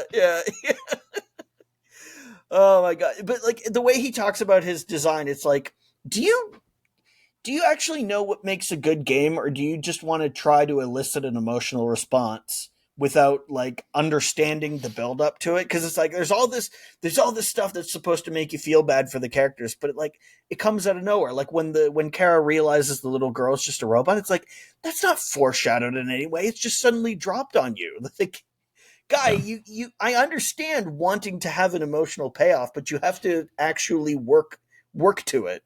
He's the Uwe Boll of video games. Dude, this is going to sound really harsh. I've gotten more enjoyment out of Uwe Boll movies than I have out of Quantic Dream games. Is it Uwe or Uwe? It's Uwe, yeah. Uwe Boll. It's German, I guess. I don't know. Oh, okay. The Postal movie is actually really good. Like, because it's bad good though. Well, it's cheese like, good. It's like a Postal game in movie form, Okay, which so is cheese good. It's bad, but it's supposed to be. Like It's on purpose. Yeah. It is deliberately that bad, which is why I can't believe this fight is still going on. I can't believe we're talking about this game still. I can't believe We're talking about Uwe Boll now. Yeah. I promise I'll be done soon. But when they announced that Uwe Boll was going to be directing the Postal movie, it was the one time that everybody said, "Oh no, yeah, that makes perfect sense." Like when it was announced that he was going to be doing the Far Cry movie, remember that? That actually did happen, by the way. Everybody was like, "Oh fuck, brutal." no." But when he was announced he's going to do the Postal movie, everybody's like, "Yeah, that's actually the perfect person for that." I don't know how he got that many licenses. So I looked into it. Apparently, there's like he's like exploiting tax credits for German filmmaking. It's the reason why so many movies are filmed in Canada, because they know that they can get like huge tax breaks on filming in Canada. But what I'm saying is, like, why would Ubisoft? Why would Ubisoft give Uwe Boll Far Cry? They don't care. They don't care. To them, it's like, who the fuck cares? People will go see it based on the name alone. Well, at this point, which they didn't. Yeah, well, at this point, people have learned that you don't give your license to him. But that was at a time when it was just like, hey, a movie, sure, fuck it, go crazy with it. Yeah. Which is why that doesn't happen anymore. But God, this fight's still going on. It's still going, and it's still stupid. It's so dumb. God. Remember when he jumped the helicopter? Oh my God, this looks so... This is the same era that Enter the Matrix came out, and like Enter the Matrix is fucking janky and broken, but the animation looks way better than this. Yeah, this looks terrible. Good Lord. By those standards, it looks terrible. Even at the time, yeah, this looked weird and stiff. Yeah. Oh my! Like you can tell that he went and saw fucking The Matrix Reloaded at a theater and went into the office the next day and was like, "We have to do this. I have the most amazing idea for a scene in our game," because they're French. Fuck it. Brutal. Oh God! Oh, that's incredible, but terrible. Yeah. But it was so terrible. This game is a good game. Castlevania. Dawn of Sorrow for the DS. I never played the DS ones, so I can't really comment. But dude, you're missing out. They are great. Well, keep in mind that I'm not the biggest Symphony of the Night fan. Oh, yeah. There's just something about that style of the Castlevania game with the RPG numbers and all that, where I'm just like, this is a little too deep for me. Yeah, no too deep for me. I love them. Yeah, I'm more of a Metroidvania than a Castleoid fan. I love this genre that is half named for the game I just said I wasn't that crazy about. I just reversed them. Yeah. Metroid first. You prefer the Metroid part of the equation. No, that's understandable. I love the exploration and the cool bosses and the music and the ambiance and the puzzles. Combat is there, but it's kind of a secondary thing for me. And then I just don't need RPG elements in my Metroid games, so. I fucking love these games. This game spent so much time in my DS. Mm-hmm. Like, it's crazy. There were 6 of these. There were 3 on the GBA and 3 on the DS, and the worst one was probably Order of Ecclesia, and that's a good game. I think all the DSs are the worst one is still a good game. Pardon? I think all the DS ones are HDified, or is it the advanced ones are HDified? They did come out with a collection. Yeah. I think they do like the DS screen emulation kind of thing. I will say they do it like this. The story in this game was terrible. It was just like, oh my God, Aria of Sorrow was really successful. That was the last GBA one. We need to come out with a sequel to this as fast as humanly possible. And so they put like no effort into the story. Like the game literally begins with the main character talking with the girl and it's like, oh man, remember that shit that happened last year? That was crazy, right? Oh my God, who are you? We're evil Dracula cultists and we're going to come get you. Like they're just walking down the street. So simple. It's the most, like, you remember how the story for Blaster Master is like, oh, this kid has this pet frog and it jumps out the window, eats some radiation, gets huge and goes down the Alice in Wonderland rabbit hole. And you're like, that's the stupidest plot for a video game I've ever seen. No, that is fucking masterpiece quality compared to this shit. It was just, hey, remember that thing? It's happening again. Go. To be fair, I don't know how many people play Metroidvanias for the story. Oh no. I was just like, this is fucking stupid, but I don't care because this game is awesome. It's fun to play. Yeah, it's super fun to play. Black and White 2. God. I don't think I played this one. I didn't play Black and White 2, but I did play Black and White 1. I think they removed the creatures from 2, and it was just a city builder. Really? I'm pretty sure. Yeah, because I remember... Maybe they got tired of people making monkey spanking jokes because everybody picked the gorilla and then smacked it so they could say, hey guys, look, I'm spanking my monkey. Oh, no, they didn't. Yeah, there you go. Okay. Yeah, never played this one, but I was always shocked it got a sequel, to be honest with you. It was like... yeah, Peter Molyneux game getting a sequel? Yeah, very weird. Yeah. Well, Fable did, I guess, too. Yeah, but he did work on... He did work on those. 2. Yeah. I don't think he worked on 3, but I'm pretty sure he worked on 1 and 2. No, he worked on 3. Did he? Yeah. Well, he should know better then, because that game's broken as fuck. It's not that bad, but the concept of the game is broken. Did you ever throw... I'm pretty sure he worked on 3 at least. Did you ever throw like your animal turds into the enemy food supply in Black and White? Probably. It's been so long since I played the first one. God, I played this game so much. Yeah, I wasn't as into it as I wanted to be. Yeah, I just kind of dicked around with it. I will say a huge part of the novelty is the gesture-based controls that actually mostly work. Mm-hmm. Like if you've, for example, ever played casting the spells and stuff like that. You draw a pattern with the mouse and it casts a spell. Like it's like a spiral to make the rainstorm or something like that. But if you've ever played Arx Fatalis, a game I've talked about a bunch of times, you'll know that not all gesture systems are created equally. And the gesture system in Arx Fatalis is the worst I've ever used in any game or program ever. Like if I want to write on my iPad, if it wants to do handwriting recognition, it just works flawlessly. Like it can be done. It can absolutely be done. Arx Fatalis was like, as great as that game is, the gesture recognition in it was the worst in any software I've ever used. And maybe it's just because this game impressed me with how well it worked. I mean, it wasn't perfect, but it worked. It looks like the city building is more intricate in this one. Yeah. I think that's pathing and stuff. I think that's a thing that they probably wanted to improve on, because I'm wondering if, like, well, being that it's Peter Molyneux, right? I'm wondering if people were thinking that this would be more like populist than it ended up being.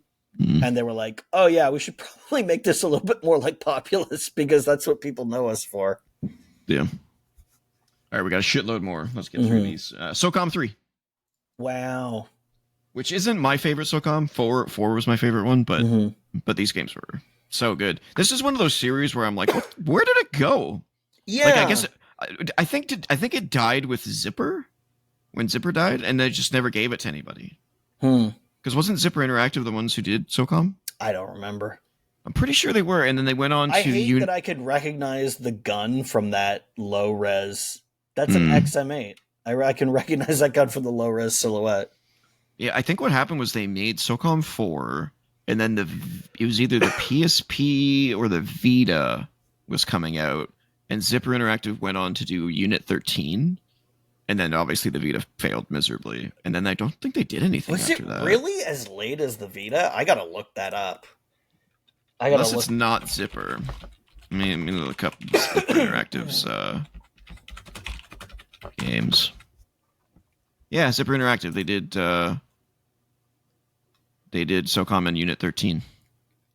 Unless Unit 13... Wow, okay, so this series lasted longer than I thought it did. The last release was in 2011. Which one was that? SOCOM 4. Oh, yeah. That's crazy.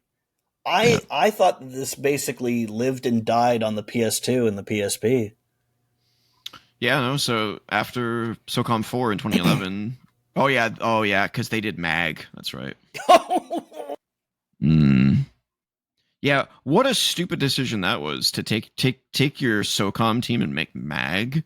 And then they went back and made SOCOM 4, and then they put them on Unit 13 on the Vita, and then they closed them. Wait, these guys made Crimson Skies?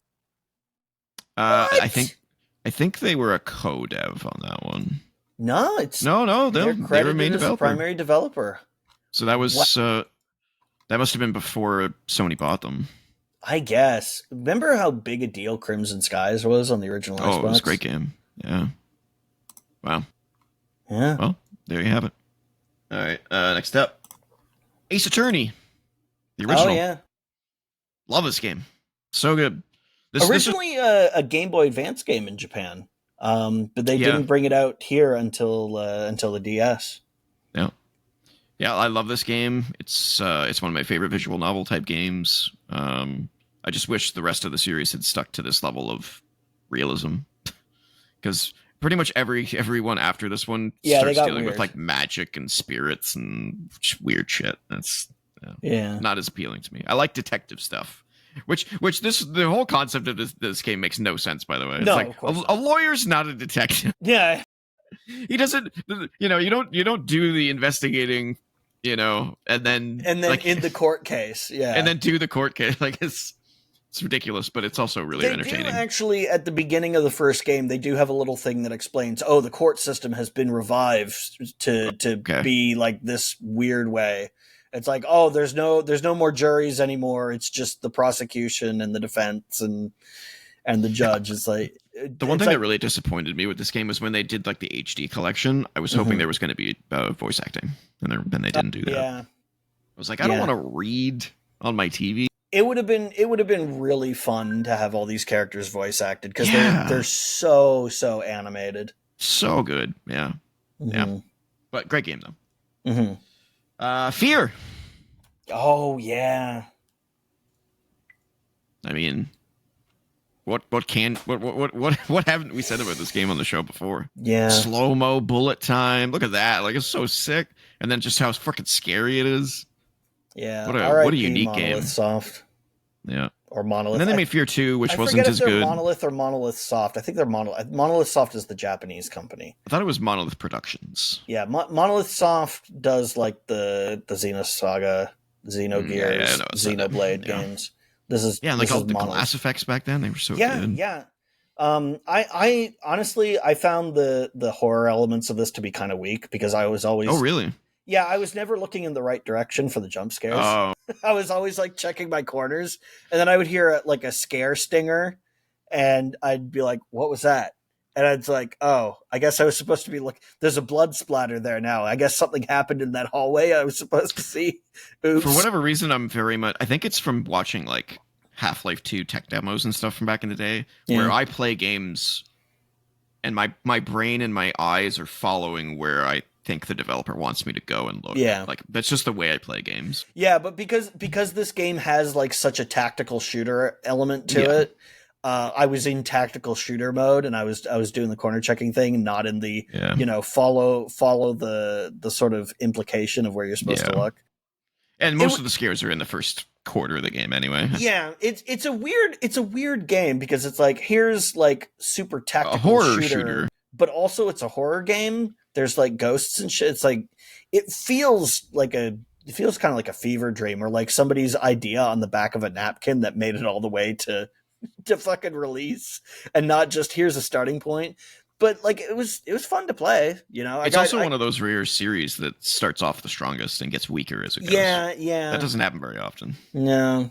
Because 2 was decent, but 3 was not. It was just an action game. But like an action co-op game. We've got, I guess you've always technically got ghost powers, because, again, spoilers, if you haven't fucking played Fear, you're like a half ghost baby or something. You're born from the ghost lady. You've got ghost powers. That's why you can do slow-mo shit. Yeah. But yeah. Yeah, weird I pretty much only used the shotgun that whole game. Yeah. Oh, God, yeah. Yeah, the shotgun this is one of the games where the shotgun is just fucking crazy. Oh, but you can do the dual pistols as well. Thing. Well, no, not the Matrix thing. It's the fucking John Woo thing, because of like Hard Boiled and stuff. It's like, they watched Hong Kong action movies. They want you to do jumping in slow motion. That gun was awesome. I forgot about that gun. The spear one. It shoots the little, and they get stuck in their head. And if you get them right when they're close to a wall, they get stuck to the wall. Yeah. Oh, Painkiller has one of those as well. Love those guns. Yeah. Where's that shit in modern games, man? Yeah. Speaking of which, isn't Painkiller also like New one coming out? No, I guess Painkiller was 2004, wasn't it? Oh, it's not. It wasn't on my list. No. Yeah, so it wouldn't be on your list for 20 years. The Warriors. Oh my god. Yeah. I never played this one, but people talk about it all the time, and I'm like, was this a good game? This is a weird one because this is based on a movie from the 70s. Yeah. And they've got audio from the movie in it, and it's like... It was also really random because it was like, why this movie? Yeah, why? Well, at this time. I will say, The Warriors is a great movie and has one of my favorite fight scenes in any movie I've ever seen. Have you ever seen The Warriors? No. You should watch The Warriors. It's a good movie. I have it. I just haven't Oh, seen you got to watch it, dude. It's great. I'm not the kind of person that's like, oh, man, you got to watch this movie. But you got to watch that movie. It's fucking great. The fight scene that they have in the men's room is incredible. I cannot believe they choreographed that. I mean, it's probably just a men's room set. It's probably not a real men's room because I don't know how you'd fit the camera in there along with like 8 guys. But it's great. I still got to watch John Wick 3 and 4. I still haven't seen those either. Yeah. Anyway, there's audio from the movie, and then there's like audio that they recorded specifically for this game, and the audio quality between the two is so massively different. Oh yeah, You're hearing like crystal clear audio from like 2005 and then shit from like 1977. It's so obviously different, and you're sometimes hearing them like next to each other. At least they used that used stuff, it, you know. But yeah, it's kind of jarring. They should have just used like footage from the movie because like they have scenes from the movie in there, but they're recreated with the in-game graphics, and it's like, guys, you've clearly got the licensing to use all this shit. Why didn't you just use footage from the movie? Yep. You know, the dude with the fucking beer bottles on his hands, he's like, Warriors. But it's like, why aren't you just showing the movie footage for that? Why have you done it in engine? It looks terrible. Good question. Quake 4. Oh, yeah, Quake 4. So this game is memorable for one reason, and that's the part where you get strogified. I never played this one. Really? Well, I just told you the best. I think I've only played Quake 3. I think that's the only one. Okay, well, I just told you the most memorable part of this game. This game's okay. It's fine. It's a Raven game. It's not their best game, but it's fine for what it is. It's built on the Doom 3 engine. Yeah. Oh, yeah. I mean, that lighting is a fucking dead giveaway. Yeah. Also, it's Quake, so it's kind of obvious. But this is a much better action game than Doom 3 was. If you played Doom 3 and were disappointed by how much of a horror game it was instead of an action game, play Quake 4 because that's where you'll find the action. It's not an amazing game. It's okay. I wouldn't say it's as good as like Prey. Prey was like an actual interesting game, and this is just kind of like Prey was made on the Doom 3 engine. Yep. Oh wow. Yeah. The game's great. Yeah, Prey is fantastic. It's short, but to be fair, so is this. Yeah. Neither of those games are particularly long, but I would say I would say play Prey. Quake 4 is fine, but that's all it is. Age of Empires 3. You know, I've never actually played Age of Empires 3 because I was so satisfied with Age of Empires 2. I just never felt the urge to buy it. I did play a little bit of 3, but yeah, 2 was like perfection. 2 is so RTS. Good. And I say that as somebody who played the fuck out of Age of Empires 1. I spent so much time on that game. And then I got Age of Empires 2 and I was like, at first I wasn't into it, but then I played it a little bit more and I was like, oh no, this is fucking awesome. And then I just played Age of Empires 2 like for so much fucking time.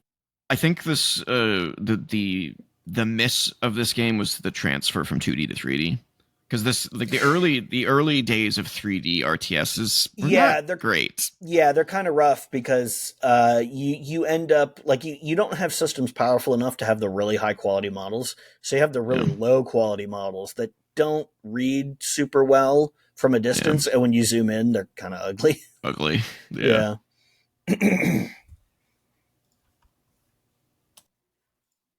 Metroid Prime Pinball. Oh yeah, this one. I've never actually played this, but from what I understand, it's fine. It's a pinball game with a So the only Metroid reason I theme. brought this one up was because this is my favorite digital pinball game of all time. Oh It's so yeah, fun. It's so yeah. fun. The music is so good, and it's just addicting, and I love it. I I'm I not. really liked Pokemon Pinball on the Game Yeah, Boy that was good Color. too. Yeah. It was good too. There was something about this one with just like it almost looks like pseudo 3D. Um, I almost kind of wish it was if had waited for the 3DS to have like the Yeah. 3D ball coming at you and kind of stuff like that would have been Yeah. pretty cool. But it was still super fun and addictive. I played the shit out of this game. It was Yeah, really I'm not good. really sure why they did this, but like Yeah, it's really random. there's nothing wrong with it. It's like, hey, it's a No. pinball game. Like who doesn't like some pinball once in a while, right? Yeah, it also came with the Rumble cartridge for the DS, Oh which was yeah, cool. it did. Yeah, That you put in it was the very cool. GBA port. Yep, yep, yeah. Yeah. It was super fun, super Yeah, great. this is better than the other pinball game that Samus showed up in, which was Galactic Pinball on the Virtual Boy. We talked about that before. Mm-hmm. Mm-hmm. Yeah, that didn't work out well. No. Is there any more for 20 years? One more for 20 years. Shadow of the Colossus. Yep. So I'm gonna say something controversial. I fucking hated playing this game on the PS2 because the frame rate is so fucking bad. It is deal breaker. It was very polarizing. You either absolutely loved it or absolutely hated it. I love the game. I love the design of the game. I mean, I don't like riding around through big empty environments one after another, but you know, I get it. They're trying to make a spectacle and they're trying to make a point about the emptiness of this forbidden land. I get it. Um, but the fucking frame rate drops into like single digits on some of those boss fights, and that's just not okay. It's just not fucking okay. I cannot play this game on the PS2. Like, I know that people hate the PS3 version. I would take the PS3 version any day of the fucking week. Which I because it didn't have any runs problem well. with the PS3 version. What was Yeah, the problem people- with it? Purists are very specific about Oh. their games, and it's like some of the visual effects don't render correctly on the PS3 version. You know, and they're like, it's like, oh no, the fog doesn't work, or there's like stuff Oh. showing through other things. It's like, okay, yeah, that sucks, but it runs well. This was my favorite fight in the game. It was so good. I think that was the last one I did before I got sick of the fucking slideshow gameplay. See, I always thought that the lower frame rate made it more epic. Like, especially when you're getting flinged around, I was like, oh shit, is he gonna hold on? I mean, at first it does kind of give you that, like, oh man, wow, this thing is so big and detailed. Like, look at that, they're doing the fuzz layer thing. Like, is it any mystery why this game tanked the system? It makes at first it gives you the impression like, oh, this is so big, the power of the PS2 can't handle it. But then it just gets to the point where you're like, guys, I'm trying to fight this fucking like 200-foot stone monstrosity. I need my frame rate to be higher than 12. Yeah, the PS4 remake I think was the best version. Oh yeah, for sure. yeah. That's the way to play it. That's the way to play it because that looks incredible and it runs really well. Yeah. So that's 20 years, and then I will say it's impressive that they got this to run at all on the PS2. Like it's definitely one of the best looking games on the system by so cool. quite a mile. Like this is up there with like Final Fantasy 12 and Silent Hill 2. It just looks incredible. But gorgeous. It fucking runs like great shit. music too. Oh yeah. And like check out the fucking physics on the horse's mane and tail. It's like amazing. that's not pre-animated. That's all real time like cloth type physics. It sucks that studio's gone, man. They created some cool stuff. And now we have to get to the 30 years, which we only have 2. Starting with Secret of Evermore. Yeah. Which I know you love. Yeah, we played the shit out of this as kids. I love this game. I fucking love this game. Yeah, it was an honorable mention, I think, on my... I can't believe it wasn't in your top 50. It was just an honorable mention. Well, like I said, the criteria for those lists is... I know. You know, if I can only play one game on this list...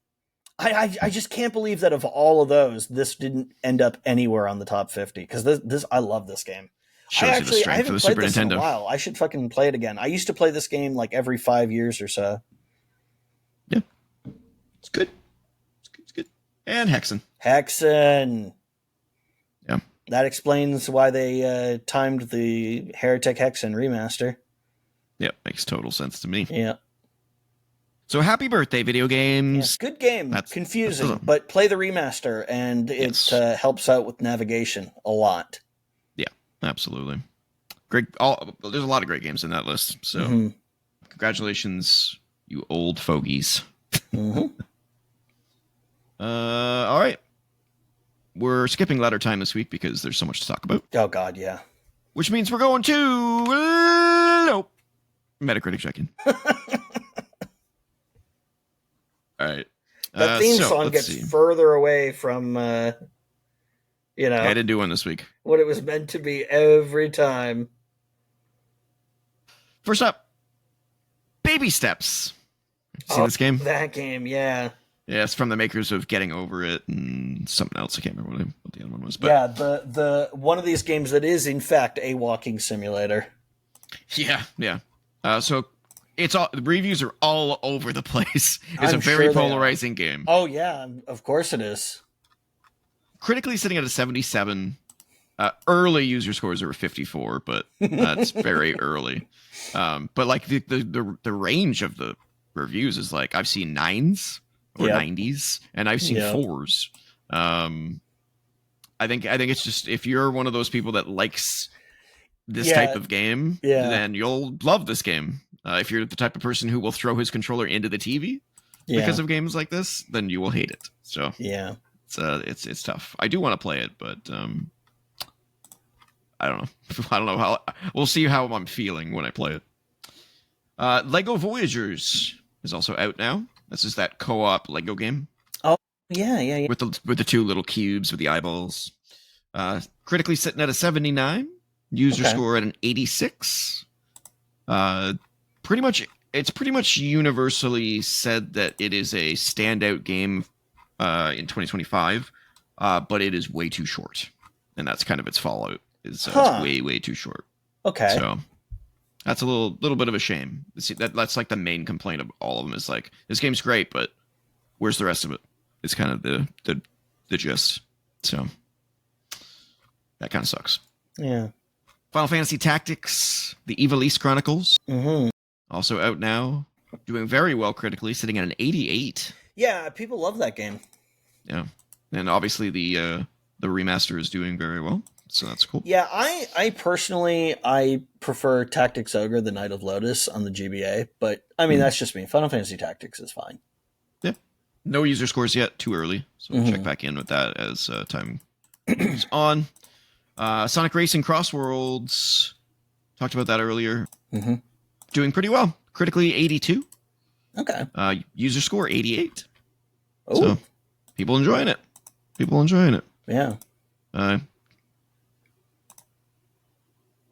I think it looks like the main complaint is the same complaint I had, which is it looks kind of old. It's visually, not amazing. Which I know a lot of people will say is not a valid criticism, but it is because art direction can trump technical limitations any day of the week. So it's not there's no excuse, especially for a game with, I'm assuming, a pretty decent budget. Yeah.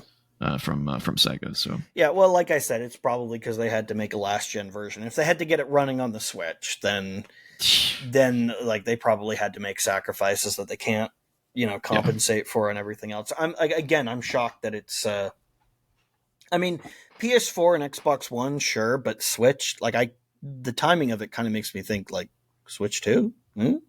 Yeah, there's no Switch 2 version, which is weird. But I mean, actually, it's not that weird because remember we covered this in the news a few weeks ago. Some developers just didn't get. They don't maybe have dev that's kits yet. Why. Yeah, they're like, just make a Switch 1 version. It's fine. There's no way that Sega wouldn't get Switch 2 dev kits. Come on. Weird, right? Weird.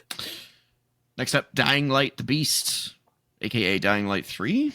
Yeah, it's not just called Dying Light 3. I'm still a little weirded out on. Doing pretty well. 79 critically. 83 from a massive amount of ratings from users, so it's doing pretty well. Yeah, people who like that franchise like it a lot. I love Dying Light, man. So I'm stoked to play this game. I can't wait. I'm not as excited as I would be if it was called Dying Light 3, which I know is weird, but like when you put a subtitle in there, my expectations go down. Yeah, it changes the expectation. Yeah, because I'm like, is this a sequel or is this like a spin-off or like a light game? Like, what is this? Yeah, did they put the effort into it?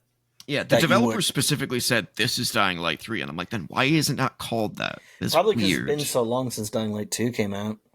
It's only been 4 years, something Has like that. Has it really right? only been 4 years? I could have sworn it was like Dying 6. Light 2 release date. 3 years, 2022. Really? Jesus Christ. Yeah.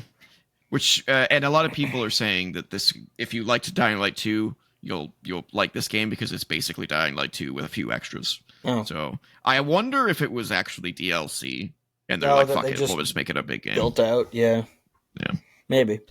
But people are liking it. So, Silent Hill F is also out, also doing pretty well. Sitting at an 86 critically. I've been hearing a lot of good things about it, and an 80 from users. The only real complaint I've seen that seems to be across the board is the combat is not amazing, which is not good. But it's not good, but that's also pretty typical of the Silent Hill games. Yeah. The combat being kind of bad is supposed to be like, well, you're just a regular guy, or in this case, like a high school girl. Yeah. It would be weird if she was doing like Devil May Cry combos. Yeah, for sure. And I guess some of the dialogue is apparently not amazing. So again, I don't know what that is. Not exactly out of place with the Silent Hill games. So the dialogue is Yeah. 2 more. Ghost of Yotei. I said that right? Yep. Okay. Ghost of Yotei. It's doing pretty well. 87 from critics. Too early for user scores. I'm a little surprised it's that. I'm not saying 87 is bad, but it's a little low. I was expecting this game to be like a 9 or a 10 kind of across the board type game, but there's people giving it like 7s and give it another 6s. 2 weeks for all the scores to come out and for the user scores. This is heavy critically. This is over 100 critics. Oh, really? When I typically say it's early, I usually have like 8 critic reviews. Okay. This is hugely critic. Like this game was obviously sent out early to critics. Yeah. But yeah, 87. So I wonder how early, because that's going to be a huge game. Like I wonder if they had time to get through it, or maybe they're just like, it's pretty good so far. Maybe it gets better, but I have 20 other games to review this month. So I mean, IGN reviewed it, Game Rant reviewed it, Gaming Nexus, a lot of big places. So I don't know, man. I guess what they're basically saying is that if you liked Ghost of Tsushima, this is Ghost of Tsushima 1.5. It just doesn't feel like a full, complete leap. So it's a lot of more of the same. I didn't really expect that it was going to feel like a full, complete leap. It kind of looked like it was more but better. I don't know. I was kind of expecting like the next step from them, especially with how long this game has taken. Like when did Tsushima come out? Ghost of Tsushima. Well, it's been 5 years. Yeah. So I don't know. I'm still gonna play it, obviously, because I really enjoyed Tsushima, but just a little weird. And then Hades 2. This one's kind of early still because it just came out yesterday as of this recording. Yeah. But 94 critically, 79 from users though. So, weird.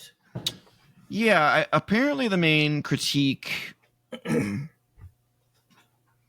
is that it is so similar to Hades 1 that, you know, if you've played Hades 1 to hell and back, that maybe this one won't scratch that itch as much as you wanted it to. Oh, so we're talking about kind of like a Left 4 Dead 2 situation? Yeah. Where it's like the first game, but here's some more of it.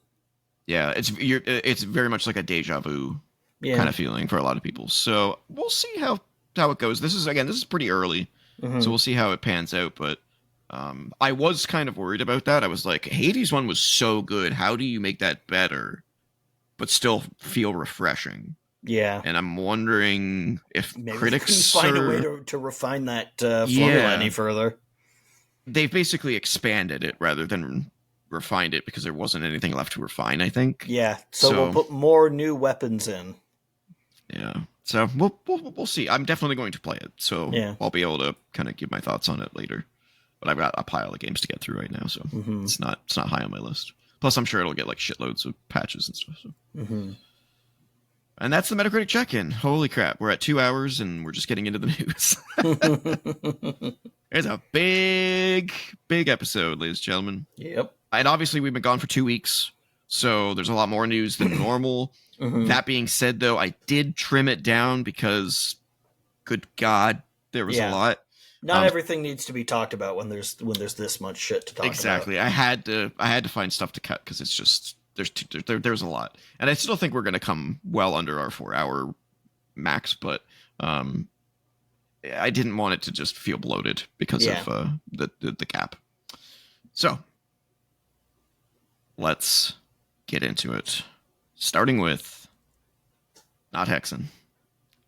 Light of Motrium back in the news. As you know, we've talked about before. Sony is.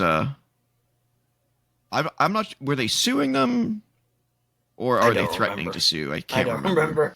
I know that they at least threatened to sue them over the similarities to Horizon Zero Dawn. Yeah. This is actual gameplay that I was able to dig up, courtesy of Wild Gamers. So props to them. They're the only ones I could find. I couldn't find like an official source anywhere for this stuff, so it's very strange. But Tencent has hit back at Sony's lawsuit that claimed that the upcoming Light of Motrium was nothing more than a slavish clone of Horizon Zero Dawn, and highlighted concerns within the PlayStation maker that its own game was too similar to Enslaved Odyssey to the West. Yeah, here we go. Okay. In a fresh response to Sony's legal action, Tencent branded the lawsuit as an impermissible attempt to claim ownership of well-trodden tropes, such as a red-headed heroine fighting robot dinosaurs, and a bid by Sony to gain a monopoly over an entire genre. In addition, Tencent highlighted past comments made by Horizon Zero Dawn developer Jan Bark Van Beek, I believe is his name, or her name, where the art director admitted concerns within Guerrilla that its concept was too similar to Ninja Theory's Enslaved Odyssey to the West. Another example of a red-headed heroine fighting robot beasts. By the way, Enslaved is a great game. Play it if you can. I have never played it. It's hard to find a copy of it because it's locked basically to like the PS3 gen, and that gen's kind of notorious for issues trying to play those games now. Yeah, maybe you shouldn't have made the cell architecture so weird, Sony. Yeah. More people would be porting those games. Yeah. In a legal filing reported by the Game Post, Tencent described Sony's move as an overreach and highlighted other game franchises with similar elements to Horizon Zero Dawn, such as The Legend of Zelda and Far Cry. Okay, but open worlds are not. That's not the issue at hand here. It's the fact that that looks like something you pulled straight out of Horizon. If you didn't tell me, that this was some kind of Horizon spinoff. Yeah, this is a Horizon game. Yeah. Tencent said that Sony was now attempting to claim Horizon's concept was original rather than an idea based on a ubiquitous genre ingredients. By suing over an unreleased project that merely employs the same time-honored tropes embraced by scores of other games released both before and after Horizon, like Enslaved, The Legend of Zelda Breath of the Wild, Far Cry Primal, Far Cry New Dawn, Outer Wilds, Biomutant, and many more, Sony seeks an impermissible monopoly. Oh yeah, there's a great that great game. Yeah. Sony seeks an impermissible monopoly on genre conventions, Tencent said. Sony's claim that Horizon was an original PlayStation concept was also flatly contradicted by remarks made in a behind-the-scenes documentary. Tencent stated, claiming that Guerrilla had briefly shelved work on Horizon Zero Dawn due to internal concerns that shared too many similarities with Enslaved. It goes on from there, but I don't think they have a leg to stand on, personally. This is pretty shameless. Yeah, I mean, obviously, there's stuff that Horizon does that other games have done before, but nobody's talking about like open world games or anything like that. They're talking specifically about how your robot designs look like. They look exactly they look like store brand Horizon enemies. Yeah.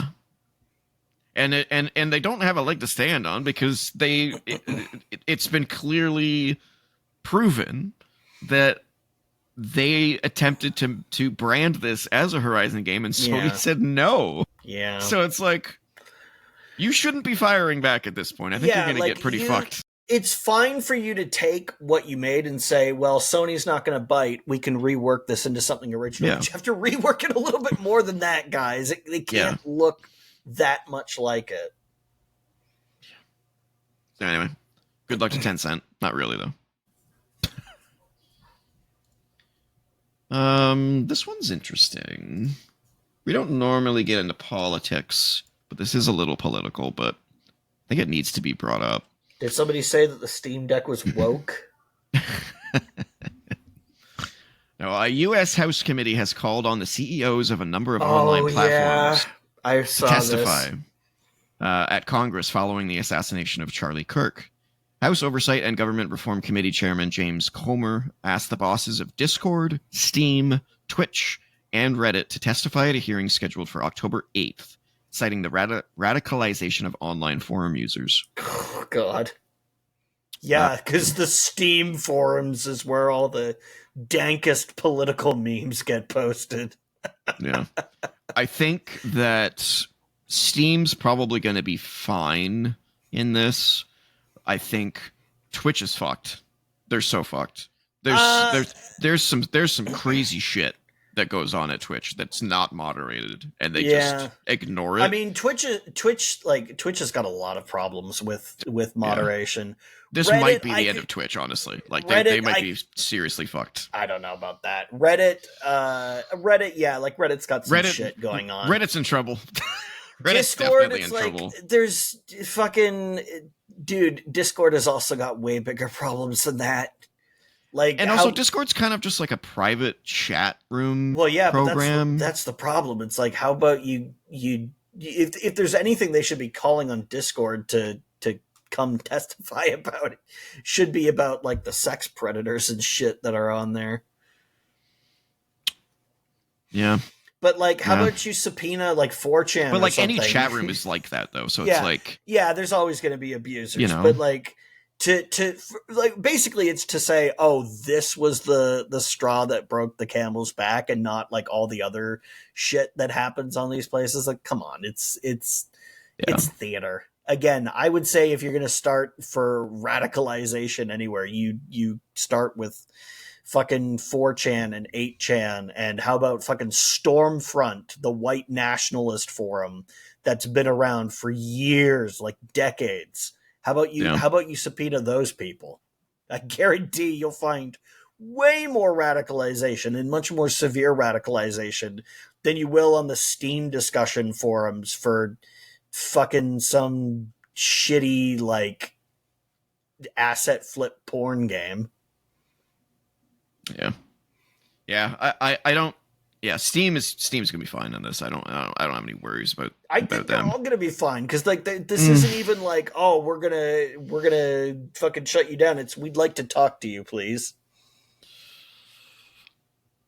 I think this is probably the beginning of major changes to the platform, though. Oh, changes! I'm sure that somebody will be like, we need to make some changes to stay, under the radar. But I don't think this is going to be like radical overhaul of the shutting down of anything.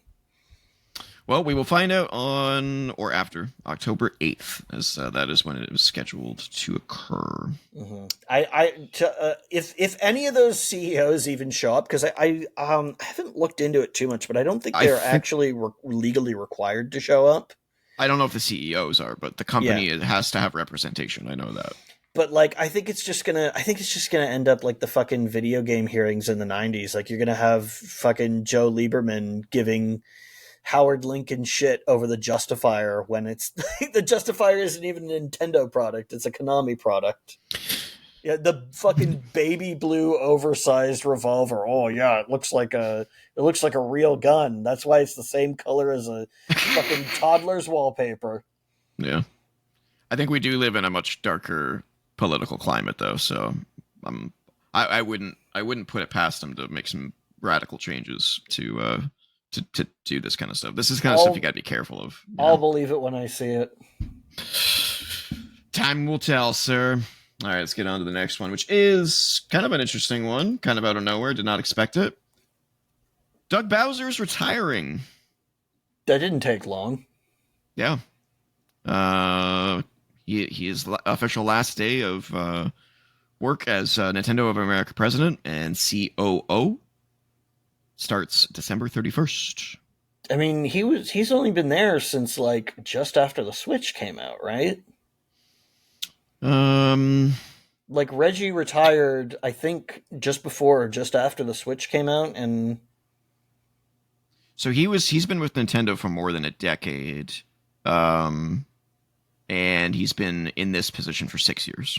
Yeah. Yeah. Now is he just leaving the position, or is he leaving the industry entirely? I mean, he's retiring, so I assume the industry. So, okay. Yeah. So just yeah. And his successor will be Devin Pritchard. Okay. Don't know enough about him to make any comments, but they're a pretty tight-knit company. I'm not, I can't imagine them putting someone bad in those positions. Yeah, and Reggie was their president for a long fucking time. He was brought in like 2004, and he was there up until like 2018 or something. And to be fair, and I don't know, I don't have facts to back this up. This is more just a theory, but I'm pretty sure that the Nintendo of America president is more of a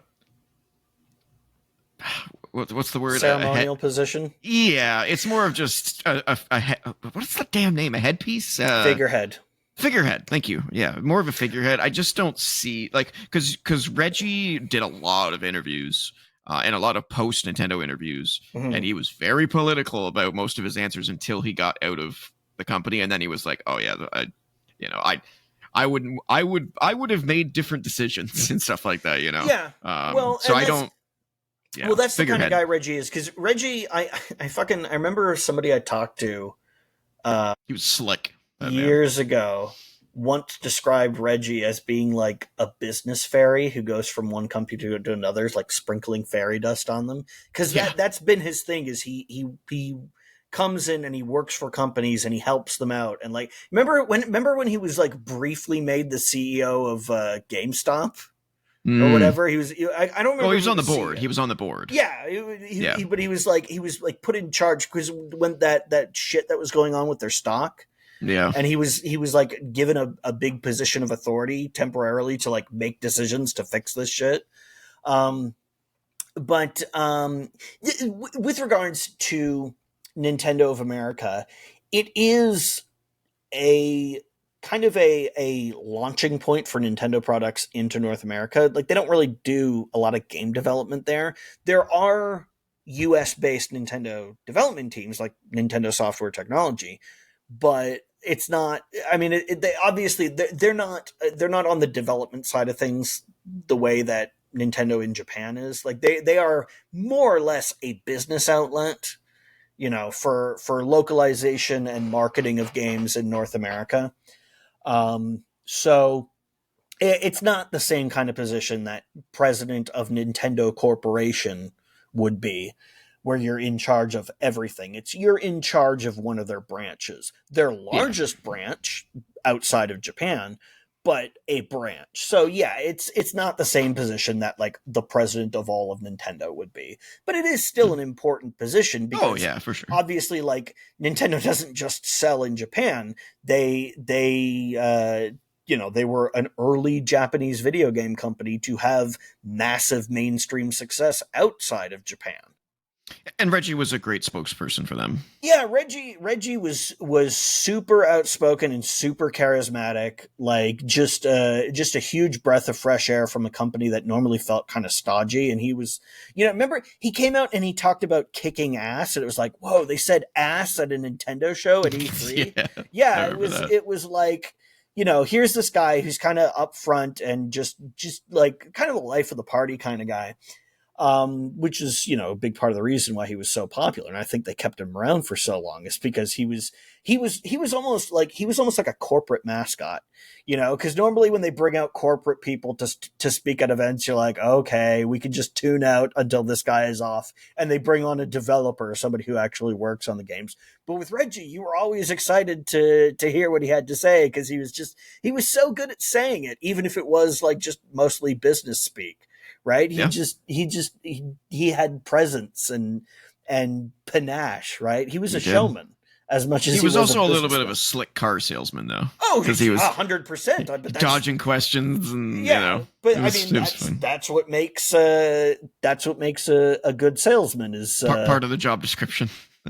knowing what questions to answer and what ones to pivot around, because maybe the It's answer true. isn't good for your bottom line. It's true. The article does go on to talk about Devin a little bit. The man replacing Doug Bowser. He's a 19-year veteran of the video game industry and a long-standing member of the Nintendo of America leadership team. Okay. In addition, Satoru Shibata will join Nintendo of America as CEO, while continuing his roles as managing executive officer and corporate director, member of the board at Nintendo Co. Pritchard will also join the board of directors and become an NCL executive officer. Okay. Pritchard has held executive positions in marketing, business affairs, and public publisher relations, and currently serves as Nintendo of America's executive vice president of revenue, marketing, and consumer experience. Okay, so this is a guy who's worked at Nintendo and in the video game industry for a while and has experience with handling money. So yeah, that's a totally logical choice. The ROG Xbox Ally has been priced. Oh, okay. And it's scary. Uh-oh. So the ROG Xbox Ally X and the ROG Xbox Ally are releasing on October 16th. For those that don't know, this is the Xbox branded ROG Ally thing, which I still don't understand completely what the point of this is. Yeah. Why get this and not just an ROG Xbox or an ROG Ally? What makes this Xboxified? I don't really know. Other than the Xbox button on it. Yeah. The lower end model, $599 US. Oh wow, just like the PS3. $599 US. Gets worse. That? Remember when that seemed like a high price? Yeah. Xbox Ally X, $999 US. What? No. Yeah. No. Way, $1,000. You can't sell it for that. And that's US dollars. Yes, that's US dollars. Jesus fucking Christ. How much is the Steam Deck? It's like way cheaper than that, right? I think the high end like OLED model is like $600 US dollars. And the LCD one is the OLED is $549 US. Jesus Christ. So it's cheaper than the lower end Xbox Ally. I mean, the Xbox, the Ally is more powerful. Like it is definitely more powerful. Steam Deck's been around for a while. We do need to be clear about that. The ROG Ally is significantly more powerful. But the Steam Deck plays pretty much anything right now. Yeah, the Steam Deck plays Cyberpunk. So, it plays Cyberpunk at low settings at 30 FPS, but like you know that you're going to be getting a compromised experience on that. It's about the convenience of the portability. I can't like $1,000 US. That's how much I would spend on a desktop PC. Yeah, who would buy this? I don't. Not for like a laptop, not for laptop tier hardware, even if it is in a slick package. No Especially way, in this economic reality that we're in right now. Who's going to pay $1,000 for this thing? It's crazy. Yeah, absolutely not. No, the handheld PCs are great if you are willing to shell out laptop money for a decent system, something that will play a lot of things. Not all of them well, but like you're just like, I don't need to. I mean, I could play Cyberpunk if I really wanted to, but it's more for like, oh man, I want to play like one of my indie games that, is never going to need, a super pimped out system with like a RTX card or whatever. Right. I'm assuming the X is like pretty much beast mode. I for that amount of money, it must run everything at Epic. I would hope that it's like a high-end laptop experience because that you're paying high-end laptop prices. Let me see if I can get specs for it. These things do use laptop hardware, by the way. They are using the laptop versions of the Ryzen processors, the ones that have the onboard graphics, which are not like they're not bad. I mean, that's what the PlayStation, the Xbox both run on is AMD processors with onboard graphics. Although I don't know if those use the laptop variants. I suspect not because they're always plugged into the wall. They don't have to rely on battery power to run. Yeah. I got the Canadian price, by the way. Oh God, what is it? $12.99. I mean, that's not super bad for the exchange rate. No. But it's still fucking horrible. It's obnoxious. Yeah. I'm trying to find specs, but they're pretty... There we go. Okay, let's see. So it's running an AMD Ryzen AI Z2 Extreme processor, 24 gigabytes of DDR5X memory. That is actually quite a lot to pack in there. The Ally has 16 of DDR5. Yeah, 16 is where I expected it to be for the high end one, so that is actually pretty good. A terabyte SSD. Yeah, I'm assuming it's an M2, just like one of the little ones. Yeah, it would have to be at that size. I would certainly hope so. The screen... Does it have space for a second M2? Do you know? I'll see if it shows it here. The screen is a 7-inch 1080p 120 hertz. I would certainly hope so. Screen at that price on both point. of them, actually, it's the same. Oh, okay. Well, that's actually that does help to explain the price on the lower end model. Ports. So this is the Xbox Ally X. They're very different in terms of ports. Yeah. So one USB 4 Type C. Okay. With a DisplayPort 2.1, power delivery 3.1. Yeah, so that's so you can output it to a TV and stuff. Gotcha. One USB 3.2 Gen 2 Type C with DisplayPort, and then one UHS-2 micro SD card reader. Okay. Yeah, that's decent I/O. I would maybe hope for a little bit more than that, but I mean it's a pretty small package. Like you might have a hard time fitting it all in there. The X has a 20 watt battery, more than the other one. Yeah. Okay. So that's pretty typical for like laptop. What is the do you have like TDP on the processor or no? Because that's one of the things about the Steam Deck is you can change the TDP so you can sacrifice battery life for more performance. I expect they'll probably have it here as well.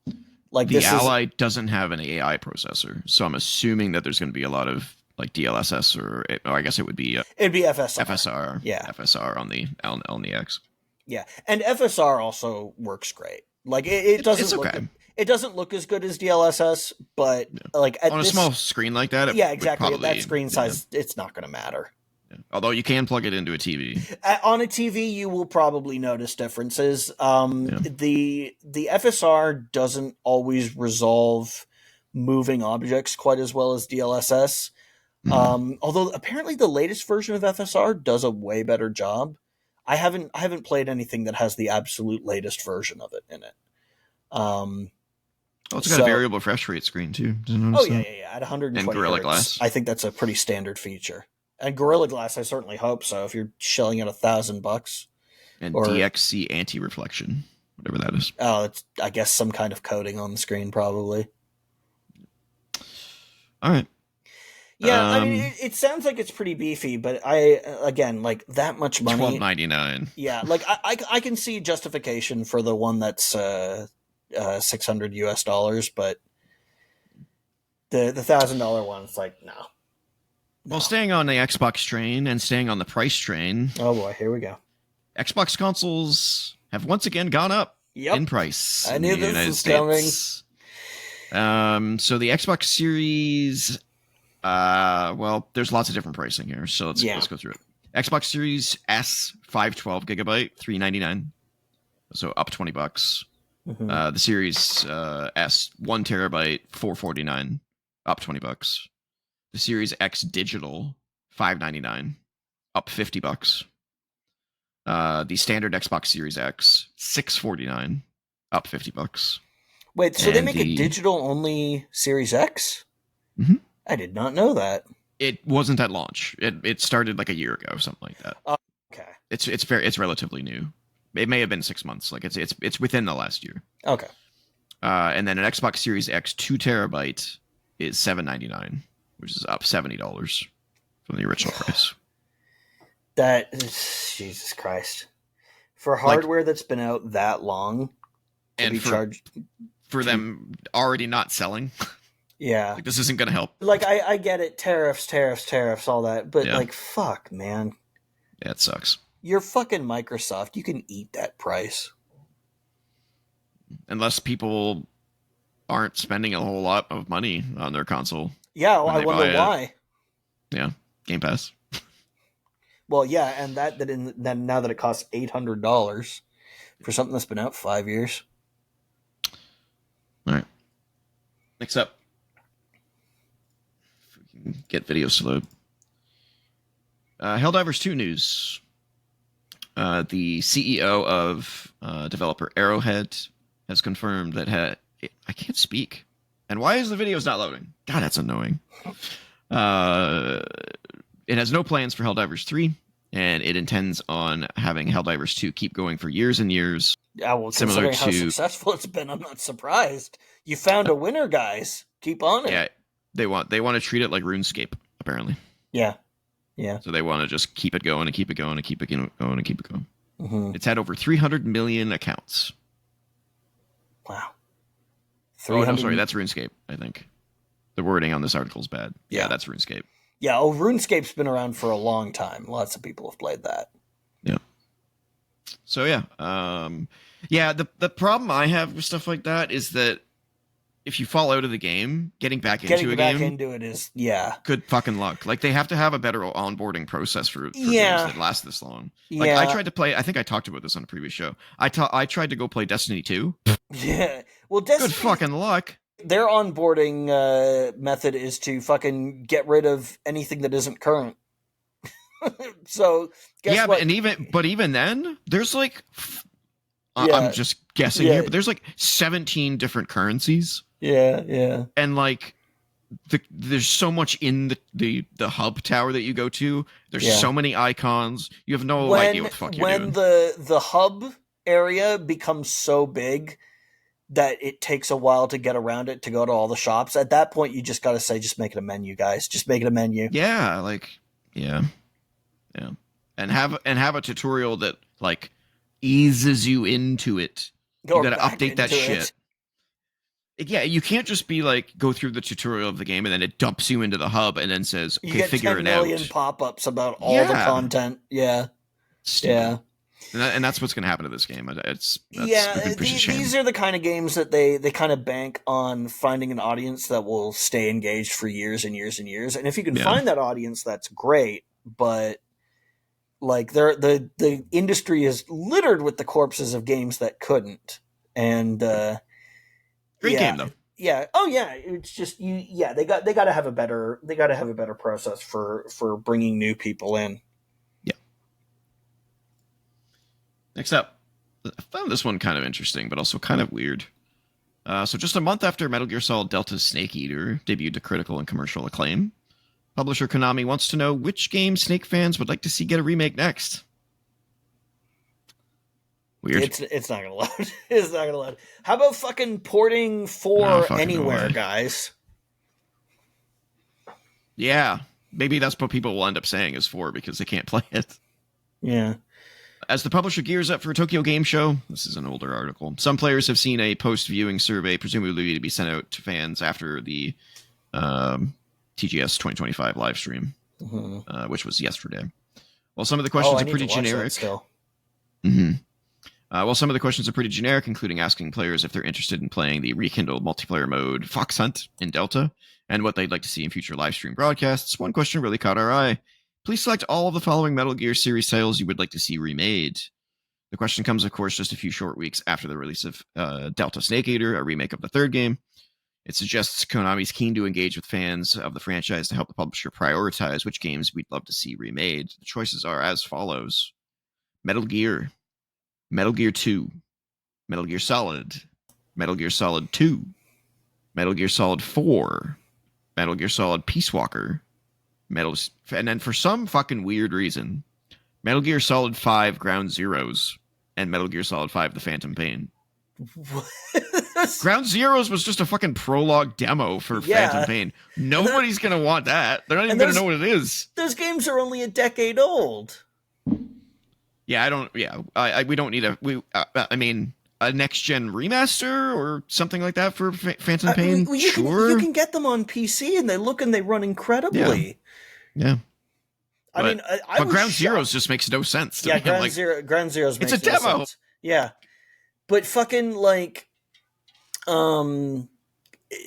the Phantom Pain looks and runs really good on the PS3, which is where I first played it.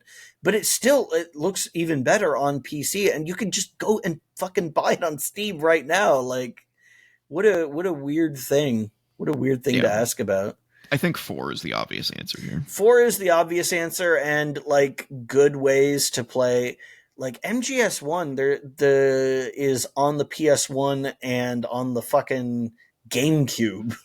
Yeah, but they made an HD collection, so you can play that 1, 2, and 3. From what I understand, is kind of crap.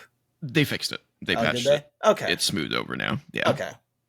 Because they were going to make a volume 2, because they called that volume 1, and then we haven't got volume 2 yet, which is really weird. Because I think volume 1 was 1, 2, and 3, and then people were like, well, then I guess volume 4 will probably be 4, Peace Walker, and maybe like the Acid games. Oh God! And then I don't think anybody cares about the Acid games. I never played them. That's from that era of let's make card game video games. Yeah. Yeah. Also, very strange that Metal Gear Rising's not on the list. Yeah, it is kind of weird, but also you could get that on Steam as well. Yeah, there you go. Yeah. Let me see what they have the results here. Let me see what the voting is. I don't know if Peace Walker is on Steam. I'd have to actually check that. I have the PS3 version of Peace Walker, which is great because it actually does have visual improvements over the PSP version. Like I remember you complaining about like how in game Snake's face is just a fucking triangle with a texture on it. Yeah. They actually use like a high quality model for him on the PS3 version of that. So it actually looks really good. It doesn't look as good as most PS3 games, but it looks better than a PSP game. Like I'm one of the few people that like Twin Snakes, so. I like Twin Snakes as well. I think it's great. I think it sucks that it's like MGS4. It's stuck on one console. Yeah. It's a very easy to emulate console, unlike the PS3. Although recent versions of our PS3 do handle MGS4 quite well. So it's not a bad way to play it if you've got a system that can emulate the PS3, which you do now, by the way. Mm-hmm. With your beefy new generously donated computer. Yes. But yeah, man, like what would you guess is the top 3? What would I guess is the top 3? Yeah. Oh man, I don't know. Like with Metal Gear games, it could literally go anywhere. I'm gonna say probably 1, 2, and Peace Walker, because those are the ones I'd pick other than 4. So number 1 was Metal Gear Solid. Yeah, okay. Number 2 was Metal Gear Solid 4. Oh, okay. And number 3 was Metal Gear. Yeah, that's one. I don't know if there's a way to play that on PC. Or Metal Gear 2. Or Metal Gear 2. I mean, they're in collections. Oh, you know what? I think they're in the HD collection. I could be wrong, but I'm pretty sure they are. I know that they're in the HD collection on the PS3, because again, that's what I have. And you can play them there because they're part of MGS3. They're one of the bonuses included with the special edition of that game. But like it would be nice to have them as not just like an MSX game. Yeah, you know, for sure. They're kind of, you know, it would be nice to have a more modern take on those. I mean, they're fine on the MSX. It's definitely better than the NES version. That's for fucking sure. Yeah, I mean, if they made a full 3D remake of Metal Gear, like a reimagining, that would be really cool. Yeah. Well, the funny thing is, there was a fan remake in the works that apparently had David Hayter on board and apparently also had Konami's blessing. But that shit, Well, the lawyers came after it because I guess Oh, some parts of Konami, I guess were I don't know the full story on it, so stupid. but it's one of those things where I think the lawyers said no, we got to shut it down now, and then Konami kind of rescinded their permission. But from what I understand, they were on board with it. Sure. It's just one of those things. Yep. It's cool when that stuff works out, like Black Mesa, where it was like a completely fan driven effort, and Valve was like, "Oh, this is rad. We will give you guys permission to use the license and sell it on Steam." But like, yeah, that is the exception rather than the rule, because sometimes there are genuinely cool fan games that are in development, and lawyers got to say no. Chrono Resurrection. Yeah. We'll be talking about a Chrono game today, but okay. Not that one. Okay, next up, if again the video ever loads, I don't care anymore. I genuinely, something's wrong with YouTube today. I don't know what the hell it is. Gearbox says delayed indefinitely the Nintendo Switch 2 version of Borderlands 4 and canceled all digital pre-orders. Which was supposed to come out in October, I think. October 3rd. Yeah, so like not day and date with the other versions, but like really close. That's such a weird late cancellation. My assumption is that all of the complaints over the performance, the performance issues and some other issues with Borderlands 4 on PC and PS5 and Xbox Series, they're like, if we're having issues with them there, and we have a lot of work to do, that's where we should focus our time, and then put this out on Switch 2 later if we can. Yeah, that's my guess, or they just literally couldn't get it running properly on Switch 2. And then waited until the last fucking minute. I don't know. I don't fucking know anymore. It's Gearbox, so who fucking knows? It's yeah. Randy probably was like, get in there, do everything you possibly fucking can. I'll wait until that last possible fucking second. If you can't do it, you can't do it, but get in there. Yeah. Although, if it was like broken, like I will say legitimately, kudos for them to canning it and delaying it rather than releasing it broken, because that will do horrific damage to a game's reputation. Cyberpunk 2077. It's hard. It came back though. It came back. And No Man's Sky. Yeah. T-Rex. Yeah. I mean, No Man's Sky was more about content than about performance. Not performance issues, more of just like it didn't live up to what you promised. No, it did not live up to what they promised. But like Cyberpunk took years to get those issues fixed. Like it wasn't until like that big DLC where everyone was like, "Oh yeah, this game's good now." Phantom Liberty. Yeah, and like how many games never get that comeback? Right? Those are always a big story when it actually happens. So it's way better to do this than to release something that's broken and have it like irreparably damage the game's reputation. If it doesn't, I do definitely want to play this game though. Yeah. It looks like a lot of fun. But I'm definitely gonna wait. Fix this shit first. Apparently, the game doesn't even have a field of view slider on the console version. Well, yeah, they do that a lot, but that's the kind of shit. It's pretty common to have it now, though. Yeah, do you know what the default FOV is? On this game? I don't know. Yeah. Normally when I go into I don't want to say even normally. It ranges the gamut. Some games I play, the default is 90. Some of them are at 65. 65 that's way too low. That's way too fucking low. I usually have mine somewhere between 75 and 85. That's kind I of gotta have mine at least at 90. Yeah. Yeah, otherwise on the game. Otherwise I'm losing shit in my peripheral view. I don't want it I don't usually set it too high beyond that. Like some games I might set it to 100 if it feels kind of claustrophobic, but the problem is that if you do it too much, you get like the weird warpiness as it tries to project that much onto your screen. It's just it's just the way with that type of 3D to 2D projection works. But I find that 90 is usually the sweet spot, because that means that you can basically look north, east, south, or west and see, like if you have 4 people all back to back, you can see everything around you. You can see the 4 cardinal directions. So that's why I got to go with 90. That's fair. But yeah, like I know that like on the 360 games like Call of Duty had it around 65 or 70. That's way too zoomed in. Too narrow. Yeah. This game looks so fun. It's a performance thing. Because the wider your FOV, the more stuff's on screen. The more you have to render. But load. Like, God, you gotta have it. You gotta have it higher than that. Let me see if I can find out. Borderlands 4 field of view console. Although the thing is, since Borderlands is an Unreal Engine game, there's probably an INI file that you can just fix it in, because Unreal Engine games have a common INI file that holds a lot of settings. So even if there's no slider in the game, you can usually go into that. It looks like they added a slider yesterday. Okay.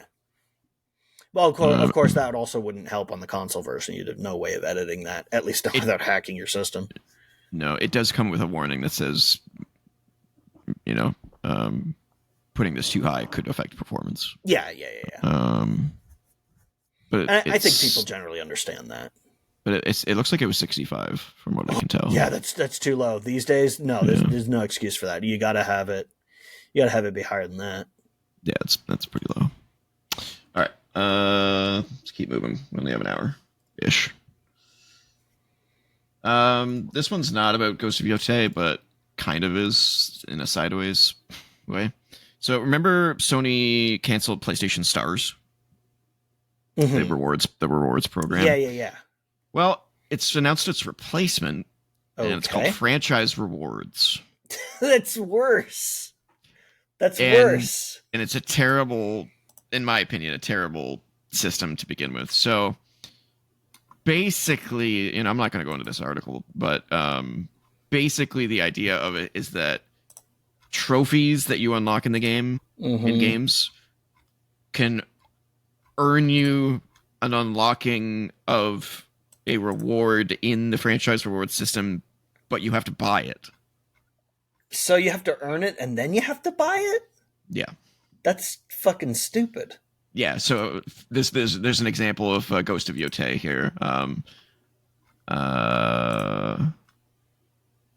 This is for Ghost of Tsushima. This is going to be the first game to have this system. So if you've unlocked X trophy, you'll be granted the ability to pay $30 for a commemorative t-shirt.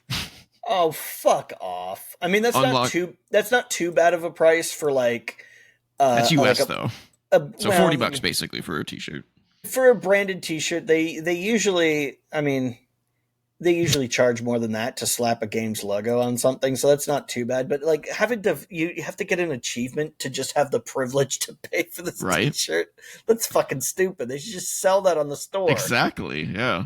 I guarantee you'll get way more people buying it. Exactly. Unlock the platinum trophy in the game, and you can additionally choose to pay $25 for a commemorative pin. Isn't the fucking platinum to get all the trophies in the game? Fuck that. For a pin that you then have to pay. For a commemorative pin. Maybe if they sent you the pin or something. Oh, and you also have to pay for shipping. Oh, fuck off. Fuck all the way off. Which is anywhere from $13 to $25 US. No!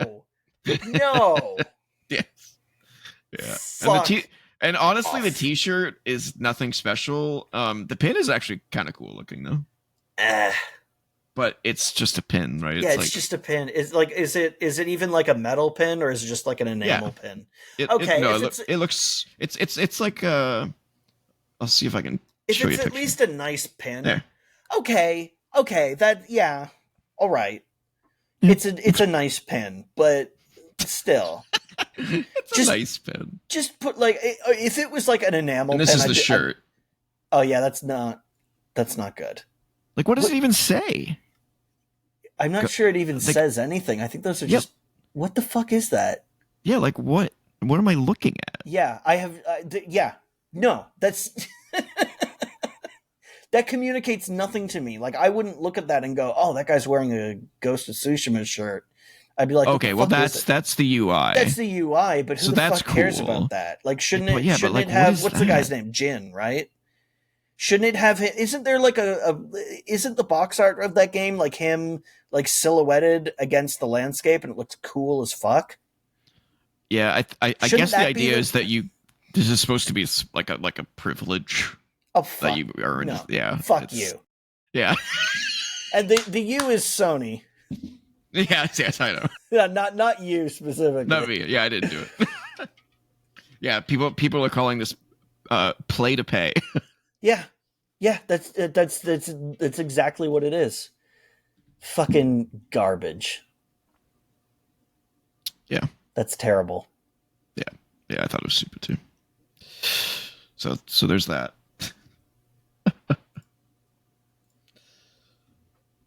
This one was weird.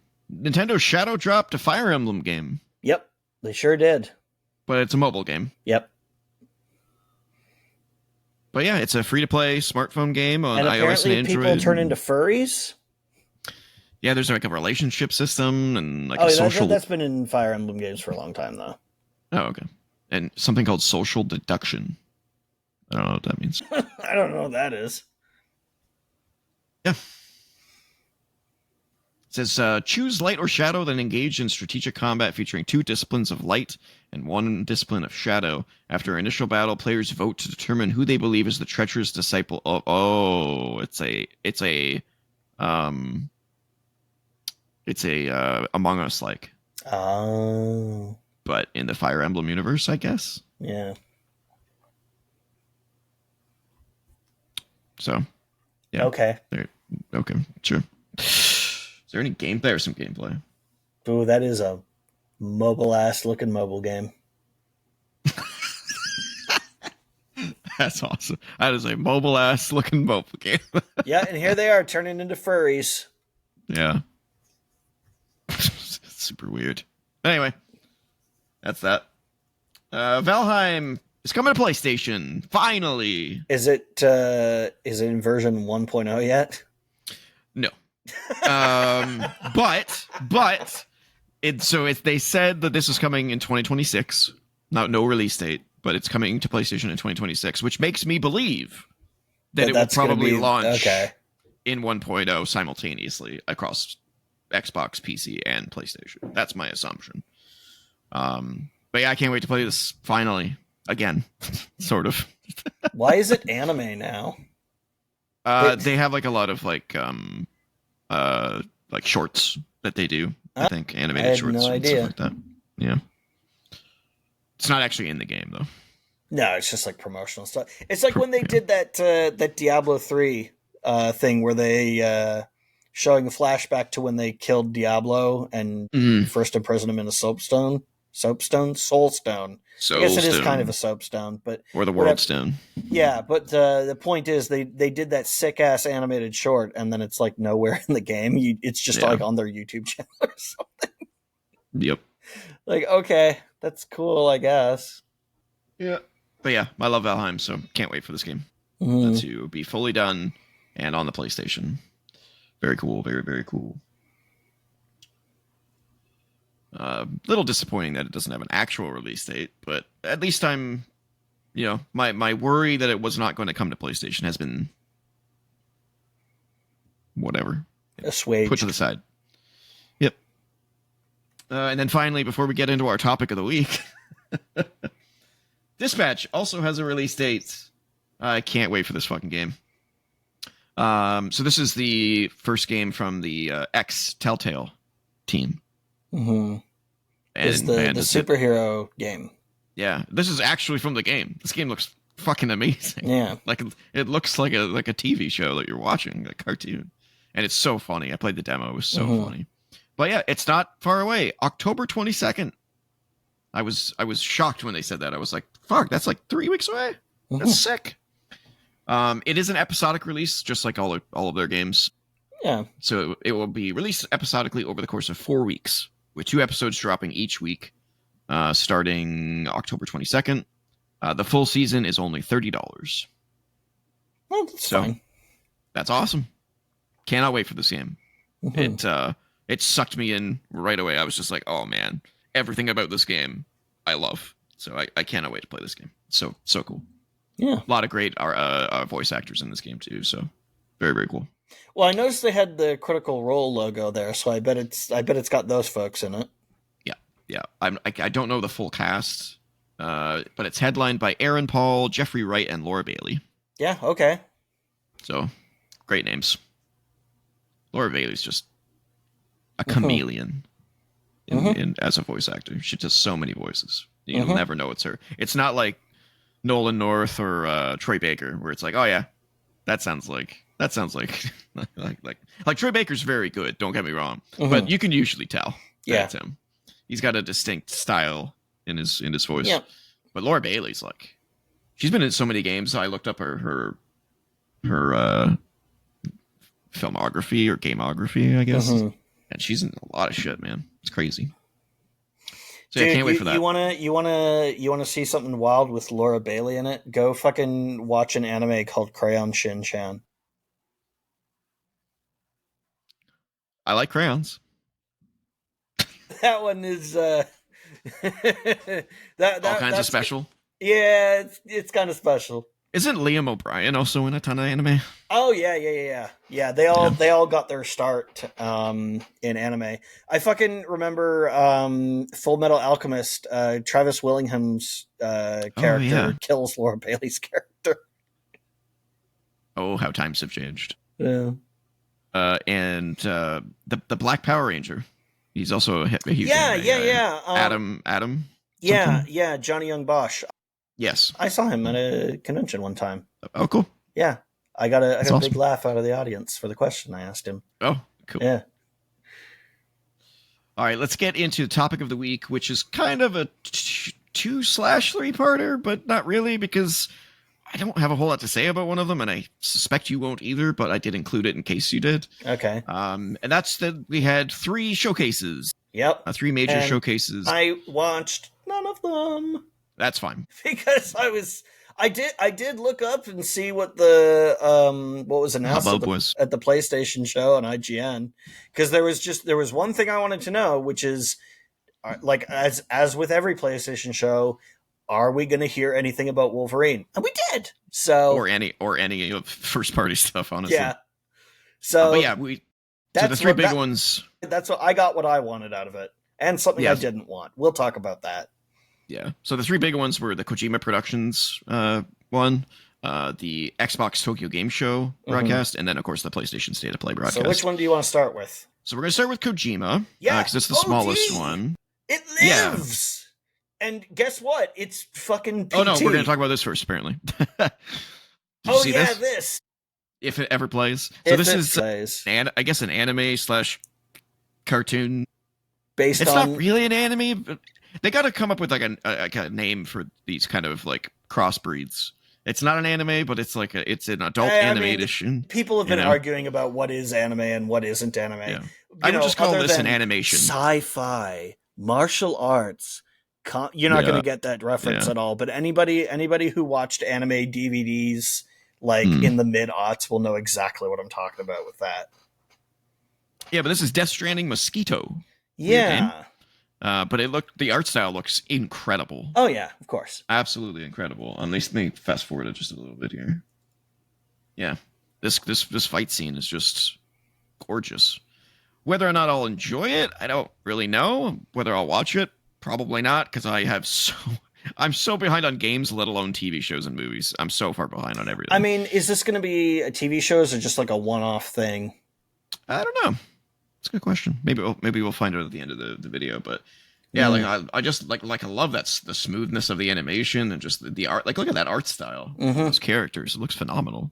Yep. Let me fast forward here and see if we get. They've got the 3D models that look like super cell shaded and make it look pretty good. So no, nothing about whether it's a TV show. We'll find out. But yeah, so here's OD. So here's the other thing that is a big deal for me, is that OD is real and it's PT. It's just fucking PT. It looks like which we should have figured out from the name. Yeah, OD PT. Yeah, in retrospect, it seems really obvious, but I love that, because if that fill in the blanks part, because if you get creative with the blanks, you could be like, oh, it's been years since Konami canceled the game.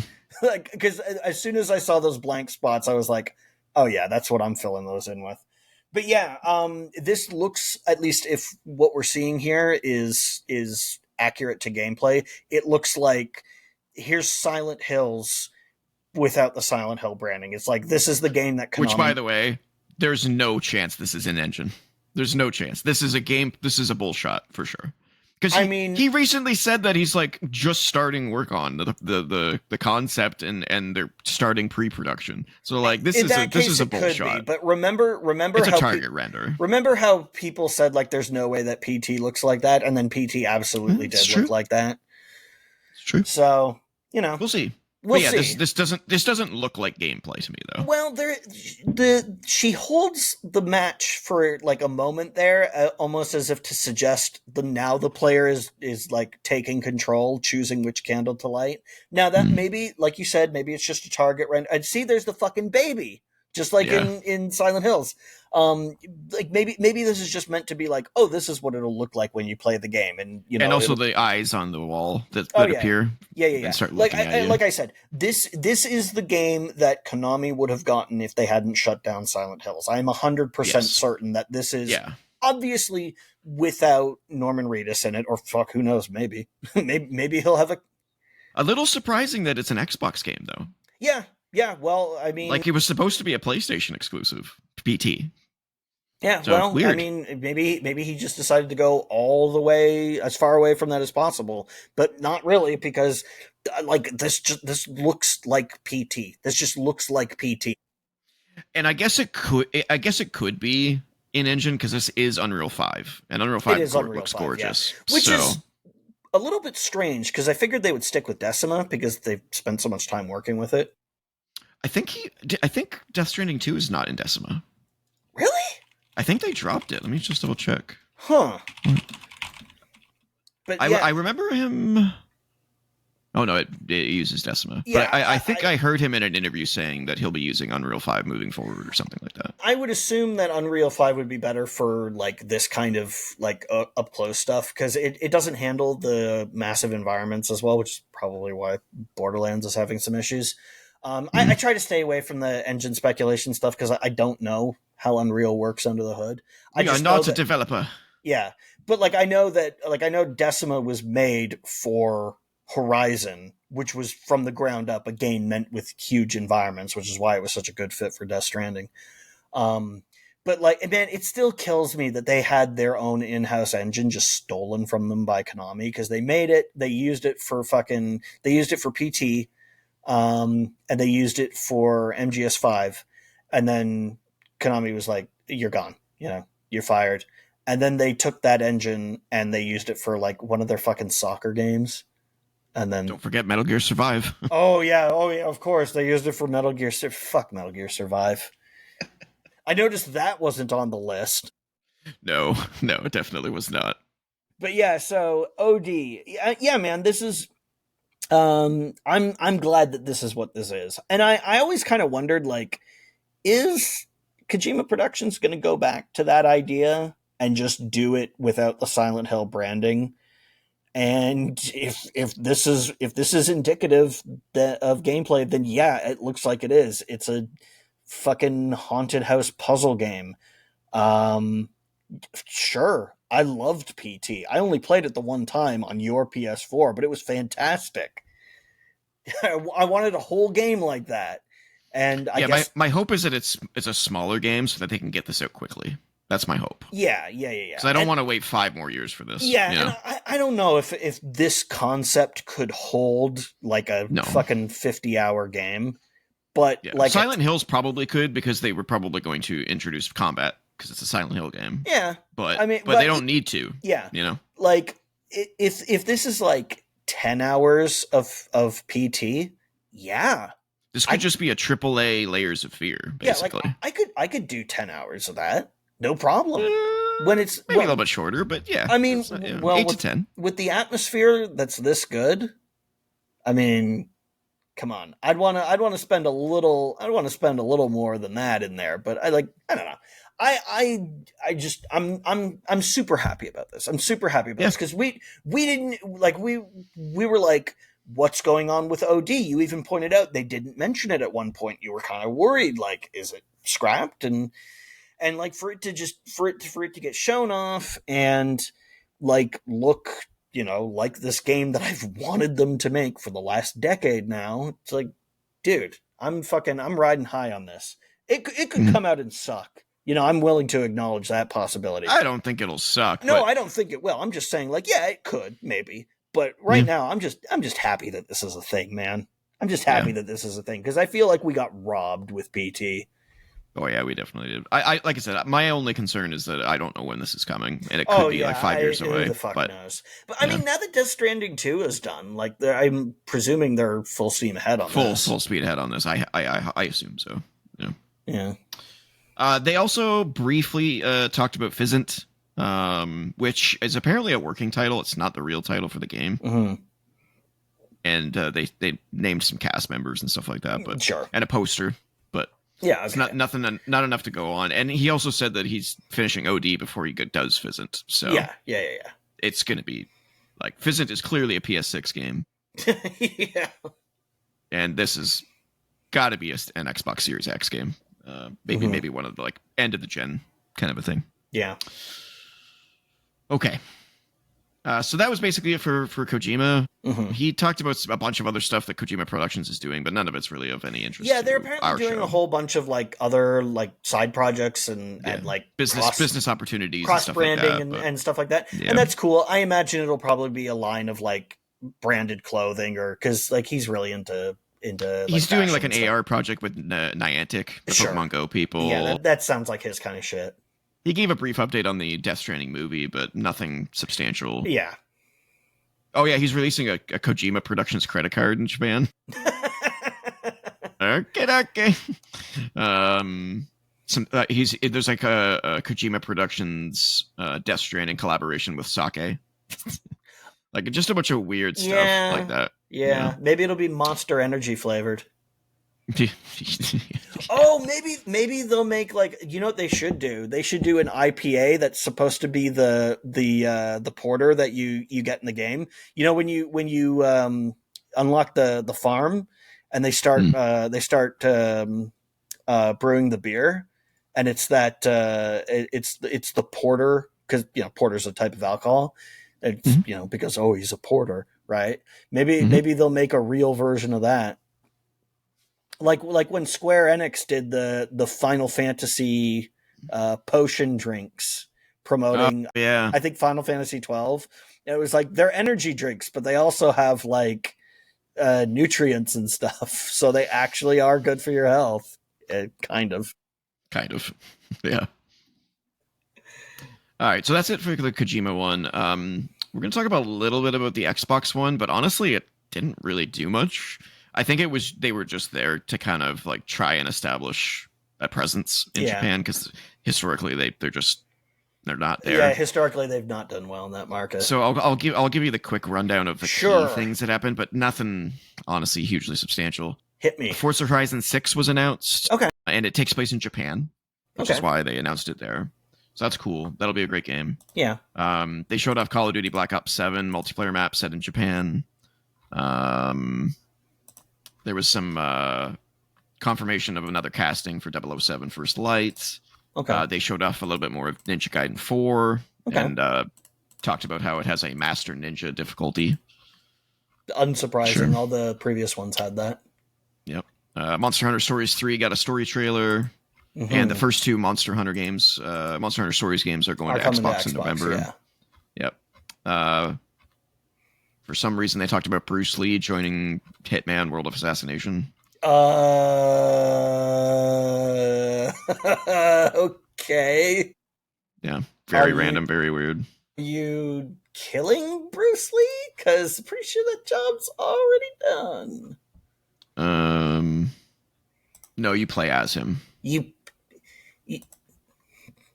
Yeah, so or no. So it says it says 47 will need to identify threats and protect Bruce Lee and work together with him to bring down a threat. Is the threat like over-the-counter painkillers? Oh, jeez, getting dark now. Well, dude, yeah, I don't really know. I don't really know. I think it's been long enough. Yeah. I think we're out of the mourning period for Bruce Lee, but it's like What the fuck? Also, Yeah, I don't. since when does Bruce Lee need protection? It's Bruce Yeah. Lee, man. Yeah, I don't know. I don't understand. It's very What's strange. next? It was, Chuck Norris DLC? and it's also one of those limited time missions I hate in World that of Assassination. shit. I hate So it's that only shit. available for like 2 months, basically. I fucking hate when they do that. Yeah.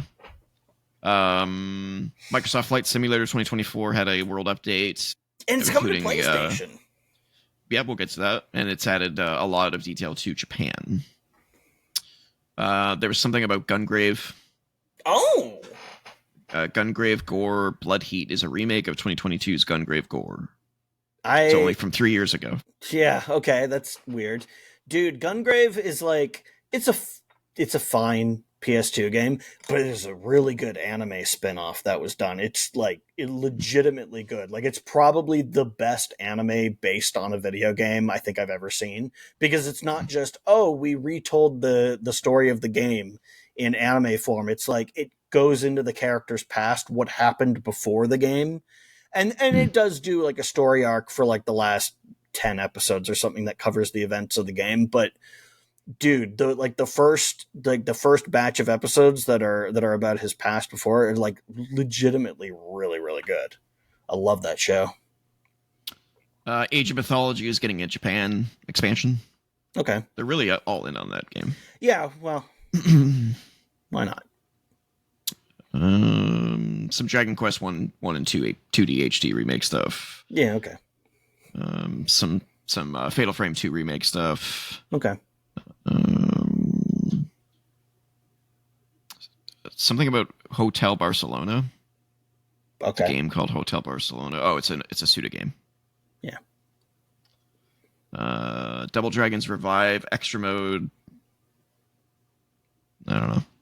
More stuff from Winterborough. Mistfall Hunters updates. Something called Project Evilbane, which looks like it's like a medieval 4-player co-op action RPG. Okay. It looks pretty generic to me. I didn't think of anything of it personally. Rhythm Doctor. If the Rhythm Doctor fails to cure you, you go to Rhythm Heaven. Hey. Good call there. It's one of the only games to be able to act as a video editor for its own trailer. Okay. Launches on December 6th.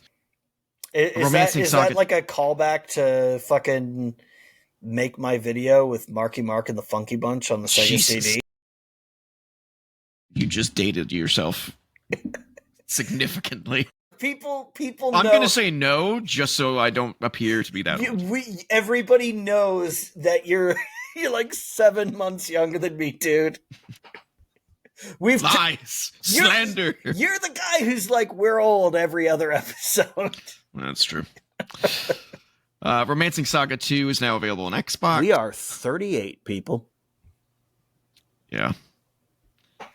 What else we got? Sudden Strike 5 coming to Xbox in 2026. And Terminal Brigade gets a Neon Genesis Evangeline, whatever. Yeah, they've crossed over that franchise with absolutely.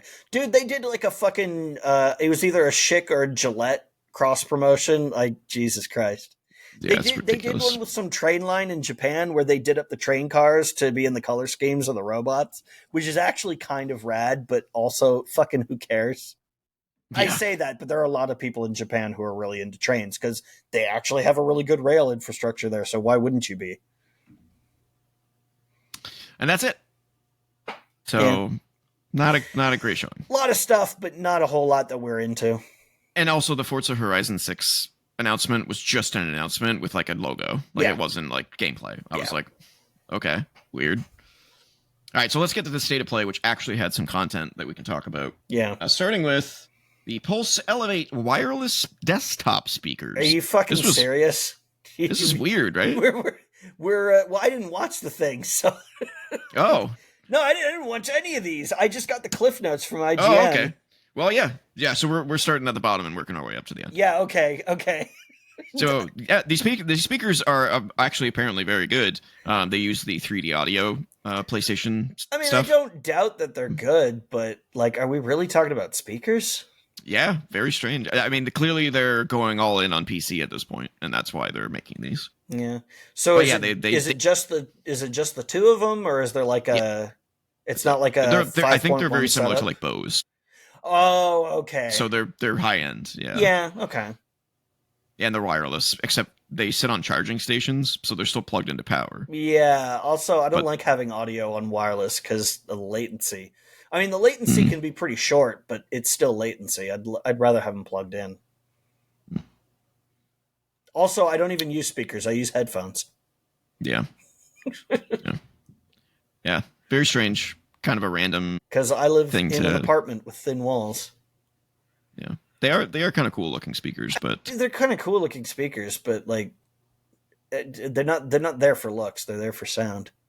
yeah, And like I said, I use headphones. I can't even see the speakers. They're yeah. And I've outside. got They're on my peripheral vision. yeah, and I've got Bose, so Yeah. I use my Bose. Last Epoch is confirmed coming to PlayStation 5. No release date. And it's also getting its first major expansion if this ever fucking loads. Holy YouTube, shit. YouTube gets really temperamental sometimes. So annoying. Yeah, So I don't know what I've it been is. keeping my eye on this game for a while. This is a Diablo-like. Yeah. And it looks really, really good. Yeah, Jesus, So- even the fucking health orbs. I mean, Health Path and of Man- Exile does the same thing too. Yeah. It's, you know, why the fact that Blizzard hasn't sued all these companies. I mean, I guess you can't copyright a circle, but like, Yeah, it's so blatant. You don't need to do Yeah. that, guys. yeah, like you couldn't have come up with any other way to display health and mana. Yeah, Like, okay, it doesn't need to. Even Blizzard came up with a different way. If you play co-op Diablo 4 on console, you just have a health and mana bar because they can't have them all for all four players. I guess I never noticed that. Yeah, they're just in the corners of the screen. It works great. It communicates it perfectly. Weird. Yeah. Yeah, game looks cool though. I mean, sure, it looks like Diablo 3, and I like Diablo 3. Yep. It looks fucking better than Torchlight. Yeah, I know Path I'm of going Exile to 2 looks amazing. I'm going to but- piss off some people by saying that, but I just could not get into Torchlight. Halloween, the stealth horror game that's basically in line with Dead by Daylight. Dead by Daylight or the Friday the 13th game that Friday the they 13th. stopped supporting. Yeah. I bet John Carpenter's got a big old boner for this because he loves video games. So to see one of his movies adapted into what I assume is going to be a decent video game, unlike The Thing, which was a fucking terrible game. It would have Yeah. been better if they hadn't fucking lied about what the game was on the box, but I've done that rant already. The one thing that's strange about this reveal is that guess when the release date is? Is it not this October? It's next September. Why? Yeah, What? why even talk about it now? Like, what? I mean, September 8th, 2026. no, you got to release it on October 1st. What the fuck is wrong Yeah. with you? I mean, I you don't can't know. you can't release it on Halloween night because nobody's going to be, No. nobody's going to want to sit there and wait for it to install it. You have to have it out before Halloween. Put it out in October. What the whatever. Very strange. Don't understand. I didn't put this in the docket, but maybe you'll get a laugh out of it. They're making another Let It Die game. Okay.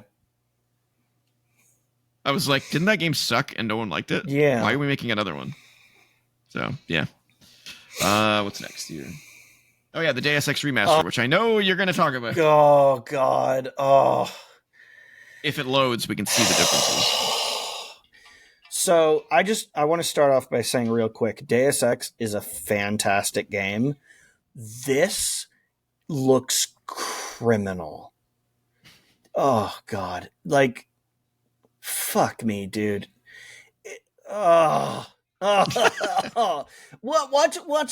Watch his mouth move. Are they gonna have talking in this? I don't Because know. the footage that I saw, oh God, they look so oily. Oh, why does his hair look like plastic? See, okay, so this here is my problem, right?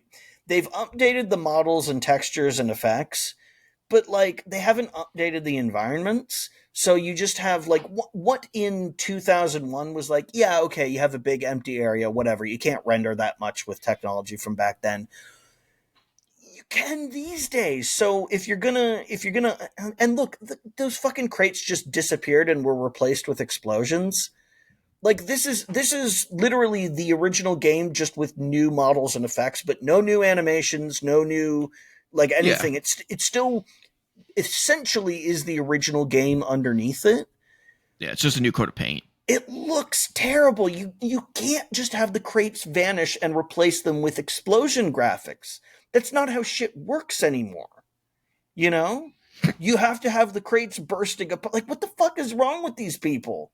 Like, how could you I don't do know. this game? Like, fuck. I love this game so much, and it pisses me off to see it treated like this.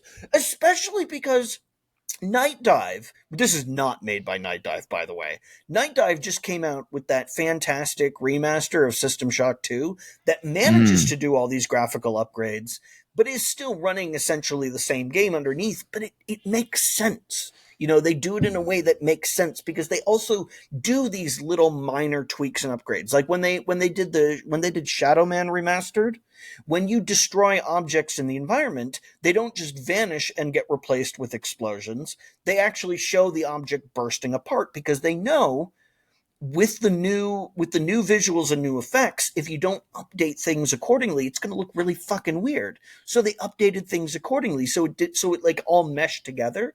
This does not look like a coherent art style, and even if it did, everybody's hair looks like fucking plastic. What the fuck is wrong with this?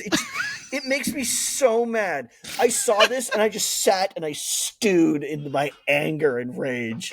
I wonder if you can play the original. Oh god, format. yeah. Or remember how Halo allowed you to play both versions? At the touch of a button. Yeah. I hope that's the reason that this is like this. But people are they're gonna touch it to go to the old graphics, and then they're never gonna go to the new graphics. Because the other thing that the new graphics do is they highlight all the jankiness. Like this is one of those games that they call immersive sims, right? Can you tell I've been sitting on this rant for like the last 48 hours? Don't take too much time though. We only have 40 minutes left. I know. I'm trying to get through it, man. But fucking like these games are always kind of janky, but because everything like it looks old, right? And you're like, well, it's a game from like 2001, so of course like the lip sync isn't going to be so good, but also the models aren't that great. Like it looks like it kind of looks like a Dreamcast game, right? Like it's better than a PS1 or an N64 game, but it doesn't look quite as good as like a good PS2 game. So, you know, whatever, right?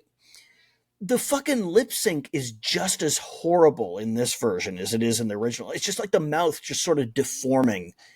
It's like when you make the models higher quality and you don't update the lip sync, it just makes the lip sync look even worse. It's not worse. It's just as bad as it was, but it looks fucking worse because they didn't update it.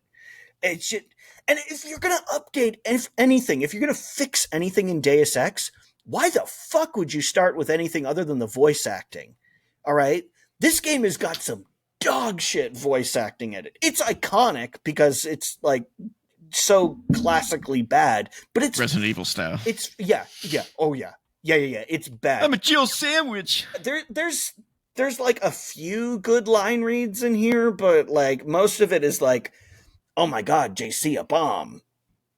Or the fucking, oh my god. This one's bad, and I'm only gonna do it to highlight how bad it is, okay? You go to Hong Kong at one point in this game. It's one of the chapters in the game. You go to Hong Kong. Of course it is. This is a cyberpunk game. You go to fucking Hong Kong at some point, right? And all the NPCs in Hong Kong, they walk around and they talk in like the really stereotypical, you know, like the Chinglish accent. There's like, I'll never forget, there was an NPC that I walked past, this woman who goes, "Please put the newspaper back when you are done blousing." And I just, like, even back then, I just put my head in my hands. I was like, oh, what the fuck, guys? I feel like they'll probably redo that or remove it. I hope they do. Yeah. But all of the voice acting that I heard in the trailer came out of the original game. Doesn't mean they won't remove It doesn't mean they won't remove stuff or update it, but like, Jesus Christ.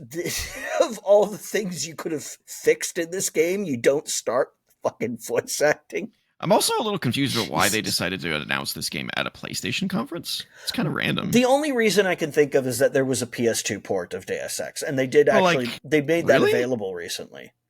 Yeah, on their like this just strikes me as an Xbox thing, because they're so tied to PC. Yeah. Stuff over there. But Yeah. anyway. I have no interest in playing this either. Yeah, so. don't. I mean, look.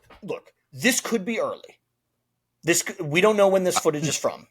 I mean, it's coming out in February, so it can't be that old. February, but we don't know when this footage is from. I will say, until we see the game, we don't know 100% that it will look like this. But if this is what they're using to promote the game, this is what I'm going to judge it on. And this does not look good. Like, the lighting there looks fine. That's no problem. That's not what I'm talking about. I'm talking about all the... Just fuck me, man. God, it's... Why didn't they give this to Night Dive? Why did they give this to Night Dive? Or why not just put it out with, like, widescreen support and a revamped UI that scales better to modern resolutions? Like, as far as I know, you could still run the original executable on Windows. So just play that. Just fucking play that. Oh, God. Okay, Flight Simulator. Fuck it. I got to stop talking about Deus Ex. That pissed me off so much. I'm so mad. Yeah. Flight Simulator. This looks nice. Yeah, this game's gorgeous, man. This game's so beautiful, and coming to PS5, so that's really cool. Not much more to say about it other than that. I've played it a bunch, and it's really, really fun. But it's the most simulator game you can play. I mean that's always the appeal. The Microsoft Flight Simulator is and always has been a simulator before it's been a game. I can't remember who I was talking to or watching or something like that, but someone was like, some of these people that go all in on these flight sims and get like the flight stick pedals and everything, and the sticks and everything, and they play it for like a bajillion hours. They're just like, why don't you just go fucking become a pilot? Like, you could become a pilot. Just go do it now. You've learned everything. Yeah. So my grandfather, my late grandfather, was really into aviation, and he had Flight Simulator 95, and he had a flight stick. Now, it wasn't like the crazy advanced ones, but he did like have a proper joystick with like wheels and a few dials on it. It wasn't like Steel Battalion level, but it wasn't just like, Gravis joystick kind of shit. It was It was a step up from that. And that's where I first played Flight Simulator, because he would build like model planes and shit. He loved cool. That shit. Oh yeah. But yeah, he was really into that. Yep. So I have good memories of Flight Simulator, just sort of as an experience in general. Yeah, no, it's great. My dad used to play it too. Mm-hmm. The original one, not the new one, obviously. Yeah. Okay. I wasn't gonna mention this, but they announced Code Vein 2. Okay. So coming in that's a game. January. I've not played it, but it exists. This is the Chrono one I was talking about. Chrono Script. Have you seen this one yet? No. Okay, this one looks really cool. Watch this shit. So this is a side-scrolling. I don't know if it's a Guesswork Metroidvania. Sounds like a fucking company that makes 3D rendering software. I mean, I'm referring to Autodesk there, but doesn't that sound like that kind of company name? Yeah, it's Guessworks. Pretty weak. Yeah. But yeah, this is an action adventure. I don't think this is a Metroidvania, but look at this art style. Yeah, oh yeah, it looks great. And it's got this unique hook of like you're moving between objects on the desk. So it'll show it here in a second. See, like things like come out from the 3D land. Oh, so you're actually like working your way through, and like look, you can like travel through the ink that's spilt. Oh, that's what that's for. Oh, yeah. See, and like the pages can like move around the desk. Cool. Yeah, it looks really cool. Terrible name for a game, but it looks just so unique. Yeah. The Endless End. Come on, guys. Yeah, terrible. That's like The Never-Ending Story. The Never-Ending Story 2. The Never-Ending Story 3. Those movies are like the RoboCop movies, where like the first one is pretty good, and then the second one is like, it's okay, and the third one is like, what the fuck are you guys doing? Yeah. Although I will say RoboCop 1 is way better than Never-Ending Story 1. Yeah. Never-Ending Story is like, it's fine. It's fine for like an 80s 2 and 3 are movie. garbage. But RoboCop is like an all-time classic. Which is sure. why it's so disappointing that RoboCop 2 is just kind of and RoboCop 3 is terrible. fucking dog shit, man. Absolutely terrible. Yeah, so the ChronoScript comes out in 2026. No release date specifically. Yeah. They did give I didn't put it in here, but Crimson Desert got a release date, March 19th. Oh, okay. So not as far away as I thought it was going to be. Okay. I'm still mad about Deus Ex. It's okay. Here, I'm about to turn that frown upside down. Okay. Because Disco Elysium Studios' next game has been revealed. Well, hold on there, partner. This is the studio, but it's not. This is the studio. ZAM or whatever. But it's not the people, remember? Well, kind of. There's still some people there. There's it's still not the full some staff people there, like but it's not the core people. So it's but it sure looks Disco Elysium as fuck. Yeah, but it's got that Skinwalker kind of thing. Like, it looks like it, and maybe it plays like it, but is it gonna have the writing? Because the writing is the strength of Disco Elysium. I guess and it's like you can make it look and play like Disco Elysium all day long. It's all about the writing. Is this game gonna make me laugh my ass off with every single... there's a guy with his hand up that pig's ass, so that's pretty funny. Yeah, but is it going to make me laugh about jokes about... Like, is the communist game, is the overtly communist game going to have jokes at the expense of communism that make me laugh my ass off? Yep.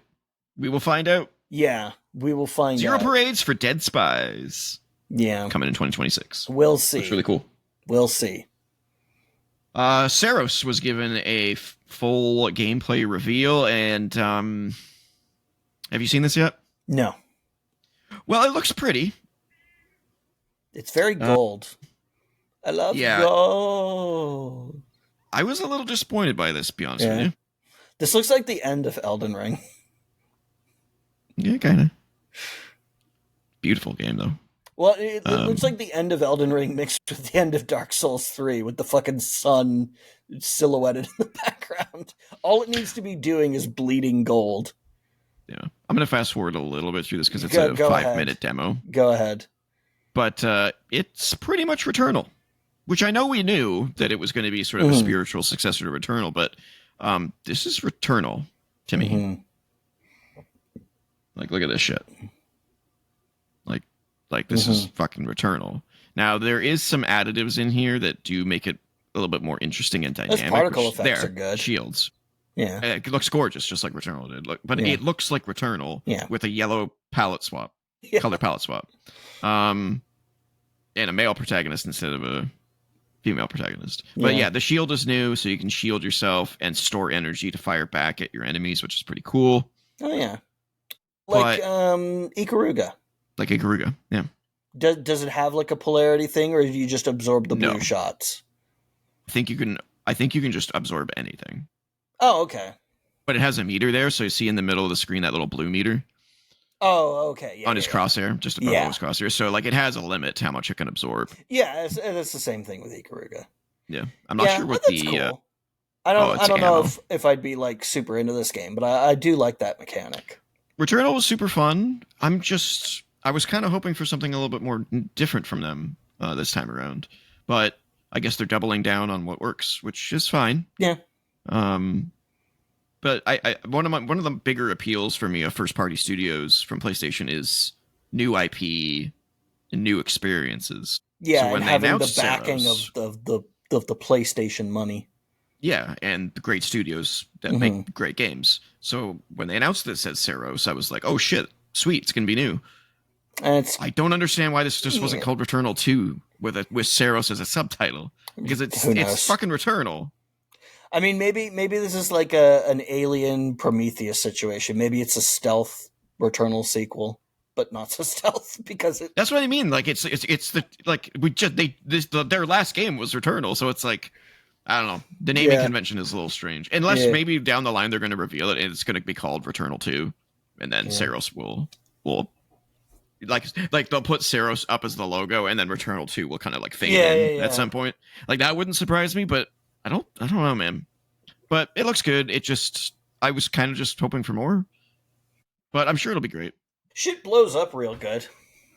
Yeah, these games have great particle effects. They really use the SSD to their advantage. Yeah. Oh, and look at all those reflective surfaces. Yeah. Yeah, and you can't tell me that was running on a PS5. That was a PS5 Pro, no doubt. Yeah, I'm sure. I'm sure they record everything on the PS5 Pro, because why wouldn't they? Yeah. But it looks great, but I don't know. So I'm still waiting for something vastly different. I wonder if it's like what they did with the Phantom Pain when they first revealed that, and it turns out that the little cutouts and the letters fit the words Metal Gear Solid. You know, before they revealed that the Phantom Pain was the full MGS5. Yeah. Or Resident Evil 7, remember that? Yeah. Where they faded in the 7, and then it was in the text of Resident Evil. Yeah. It's cool. Yeah, and it got a release date, though, March 20th, 2026. Mm-hmm. March is looking like a pretty beast month. Yep. So that's gonna be a thing. And then finally, Wolverine. Finally gets shown. Fucking finally. And a release window as well. And it looks great. Super gory. Yeah. Well, yeah. Super violent. Yep. My only kind of disappointment of this trailer is I don't really understand if it's a open world game like Spider-Man or if it's just an action adventure game. That's my kind of like confusion. It's like I was hoping I would understand the game. I'm less inclined to think that this is an open world game just because like you're gonna run around in the X-Men costume, just being like on the street, like, "Hey, what up, bub?" Like people don't have the same reaction to Wolverine that they have to Spider-Man. You know. I mean, he could walk around like this guy, I guess, and then put his suit on in certain scenarios. But then there's stuff like that where I'm like, well, that looks open world. But then the rest of this kind of looks pretty linear. But Insomniac was. I assume it'll probably. I mean, like at least this is the way I would make it. It not open world, but like probably levels that are a bit open and have like different approaches to, like Crisis. Crisis had a linear progression, but the levels were big and open, and you had different ways of approaching things. Because I imagine you could do like climbing up stuff with the claws and trying to sneak in, or just go for a full frontal assault. It's just weird. Insomniac's always done open world games, so it's a little strange to me if it's a linear Uncharted like kind of game. But it looks great though, and I'm sure it'll be great. I'm sure they could do it and have it be a lot of fun, Yeah. Coming out fall 2026, which is not surprising. No. So they also said that we will get sort of a big full gameplay deep dive in spring of 2026. Yeah. There's no way that this is the last we see of it until it comes out. Now that we've finally seen it. Yeah. Yeah. But that's a long wait though, still. I mean, it's a long wait, but it's not we've waited this long. We can wait another year.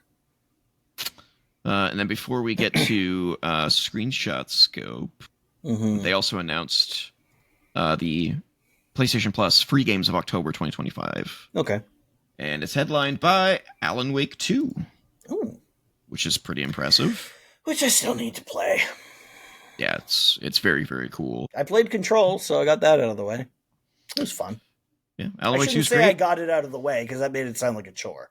I got Silk Song out of the way. People are gonna hate me for that. Yeah, I've shelved Silk Song at this point. Yeah. Yeah, come back to it in a year when they either decide to patch shit or like they're just mods for mitigating the frustration. I have it for Xbox, so. Oh well, then. Yeah. I am so sorry. Maybe they'll patch in an easier mode or something. I don't know. Or fucking. Or just balance it. More benches. Yeah. But yeah, Alan Wake 2 is great. It's fucking weird as shit, but it is great. It was a good game. They've also Cocoon is coming to with Wilford Brimley. Yeah, there's an old movie reference for you.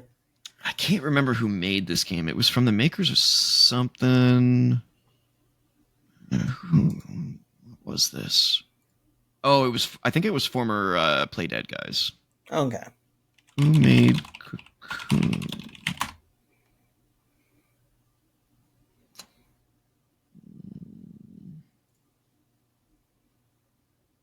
Yeah, former Playdead guys. And it's a great game. And it's trippy as fuck. Let's see if it shows it here. No. So yeah, you put these like all of the worlds are within those little orbs that you carry.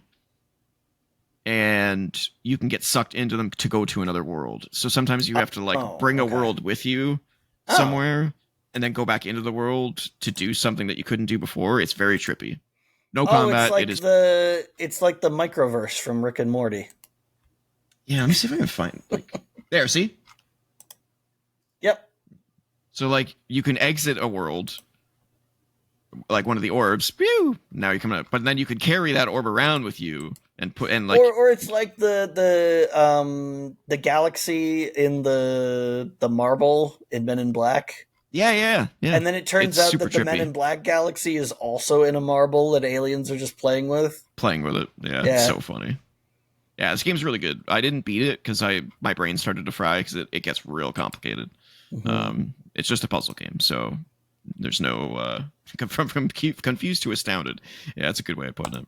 It's a very impressive game. And then finally, Goat Simulator 3 for some reason. Okay. So unfortunately, I've played all of these games already on PlayStation Plus over on Game Pass. So this is I'm sure people were clamoring for free access to Goat Simulator 3. Yeah, look at that. Look at that guy in the Fallout uniform. Yeah. And it's just bugging out in the trailer because they're like, yeah, the bugs are funny. We're leaving them. Yes, that's exactly what it is. I mean, sure.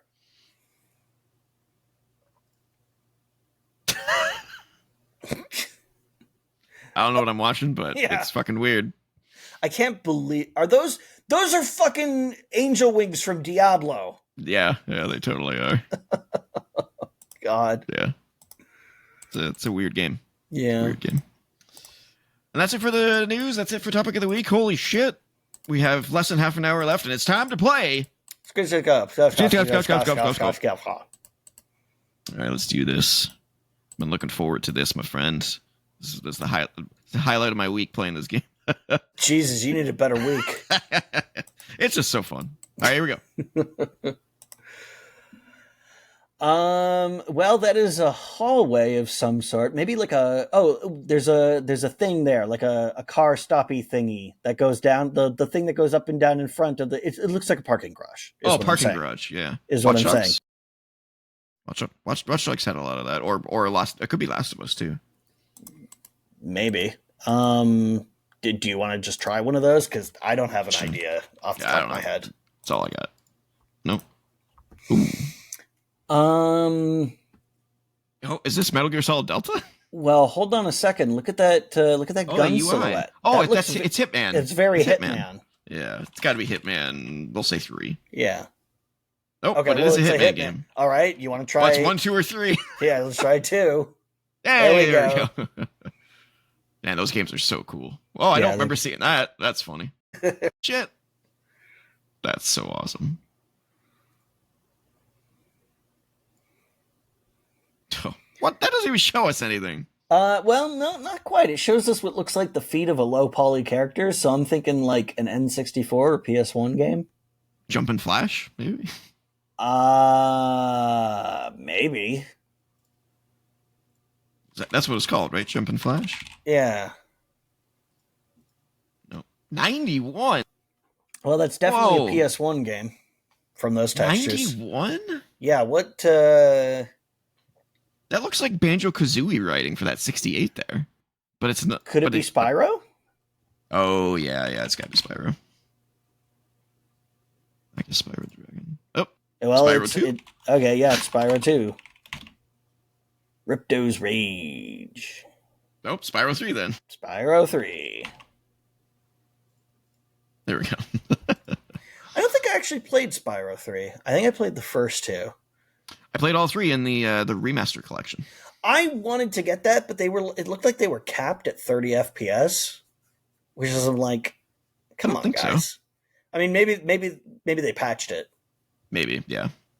Because when 30 frames per second happens, I usually make a huge fit, and I played all 3 of those games through. I mean, they were 30 FPS on the PS1, but like this is a fucking full-on remake. I expect a little bit more than that.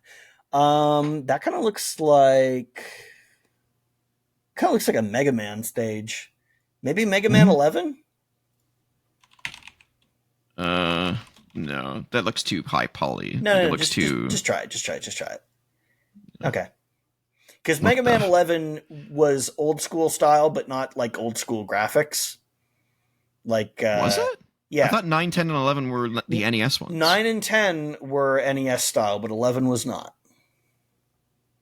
I don't even remember what that looked like. Mega Man 11? It looked fine. Oh, yeah, it was like the cell shaded, sort of cartoon looking one. Yep. Wow, that looks actually kind of cool. Yeah, I never played that one. They stopped making them. It's like, why? I guess nobody liked that art style, is my guess. Yeah. Or Capcom just gave up all faith in Mega Man. Well, that's Because I'm pretty sure that was like the last Mega Man game to come out. Yeah, Other than like the collection. They're doing really well with other series, and then except Mega Man's just sitting there going, "What about me?" Yeah. I have no idea what this is. Yeah, I don't know. I don't know either. Oh, okay. It's, well, it's recent. Astrobot. It's Astrobot. Okay. What? Astro's Playroom. Playroom. Then it's Astro's Playroom. There we go. Yeah. That's such an amazing game. Oh, it's so fun. I still haven't played Astrobot. It's still on my library my hold for it. Yeah. I think I'm like 6 people behind still. Oh wow. People like that game. That looks like Spider-Man 2 for the GameCube. Wow. That's crazy that you got that from that fucking building. That's barely static. That's crazy. That's awesome. That was a good game, though. It was a good game. That's why I recognized it. Ooh, that looks gorgeous as fuck. Yeah, but based on the fact that I don't recognize it, it must be a shitty game. This one? If I picked up Spider-Man 2 from the top of a building. Yeah. This has to be Death Stranding 2. It's got to be. Maybe. Look how fucking gorgeous that is. Oh, yeah. Wow. Okay, I guess it is a good game. Yeah. No game has like environments that gorgeous. No game has rock detail that good. Yeah, like that's so gorgeous. I can't wait to play that. Yeah, I can't wait for that to come to PC. Yeah. So believe it or not, this might be no, that wouldn't be. Well, it might be. Try Deltarune. Just try Deltarune. No. Okay. I thought that might have been a section from the game where they do the retro filter thing. It's definitely in that vein, though. Yeah. Fuck it. Shovel Knight? I don't think it's Shovel Knight, but I think we've had that already. Oh, wow. Oh, it's Shantae. Oh, how do you spell that? Shantae. Which one? Just Shantae. Just type in the whole thing. Yeah, there you go. Wow, nice. It's a good game. Wow. Yeah, I remember that being reviewed on Electric Playground.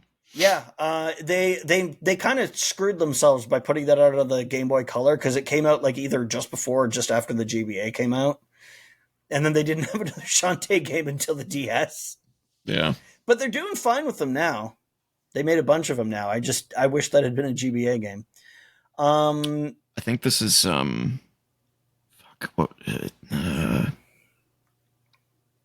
maybe not. It looks cool, whatever it is. Assuming that's in-game footage. I was thinking Donkey Kong Country, Tropical Freeze, maybe? No. This has got like a cel-shaded look to it. I know I've played this. It looks super familiar. Oh, no. What are you thinking? I know it's a side-scrolling platformer game. I've seen this before. I have. Oh, no, it wouldn't be that. Unless it's a brand new game that I've never heard of, which is possible. I think we should skip because I don't know. I mean, okay. I could put Donkey Kong Country Returns, but I don't. I mean, you could. It's not going to be that, but you could do it just for your peace of mind. At least it would eliminate that. Oops, no, I want Returns in there in case it considers that a separate franchise. Now I'm getting different vibes. I'm not getting it now. Yeah, still looks like a side scroller to me, though. I mean, kind of, but like I said, it's a cel-shaded game, so it's definitely not Donkey Kong Country. No. I'm a skip on this one. Sure. More. Okay.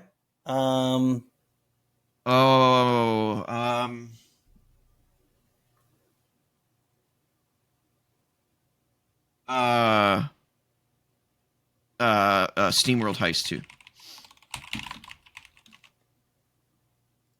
Look at you.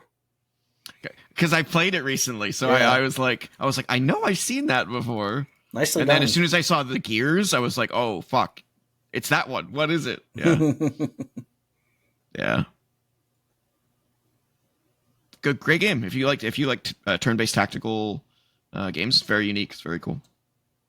Yeah, you don't see a lot of those in side scroller form. Nope. I don't know. Manhunt. I mean, maybe, but I doubt It's just it. a shot in the dark. Sure. I don't have anything about it. Well, I mean, it's not a bad shot in the dark considering what this is a screenshot of. I don't think Manhunt 2 would have. Well, it's not going to be Manhunt 2, but That's not going to be bad, too. I don't know what this is. Not sure. Yeah, neither do I. Could it be Dead Rising game? Any of the Dead Rising games? 79%? Maybe.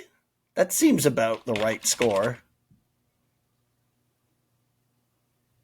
I don't know. We'll just see if whatever comes out. Oh! Damn! Show what those other screenshots are. Yeah, well, yeah. That I would have got. Well, yeah. Yeah, there you go. Yeah. Wow. Good Man, call. I'm on fire today. What the hell's happening? I played the shit out of this game, too. I'm surprised I didn't call that right away. Never played 2. I've only played the both first one. versions of 2 for some goddamn reason. Oh, this looks familiar. I think this might be Shivers, which would be shocking if it's on this list. Wow, Shivers. Yeah. Like, it's giving me, like, Shivers, Congo, Mist. Yeah. You know, try those vibes. it. Try it. If it's Shivers, I can retire. No, it's not. No, it's not even in there. Okay. All right. But Too it is deep a definitely cut. giving, like, CD-ROM CGI FMV game. I go through half the alphabet describing that, Yeah. but I know what you're talking about, yeah. Could it be Riven? Maybe? I think it maybe looks a little Not better rated. than- I'm on the right track here. Yeah. See, now this looks like real-time 3D, though.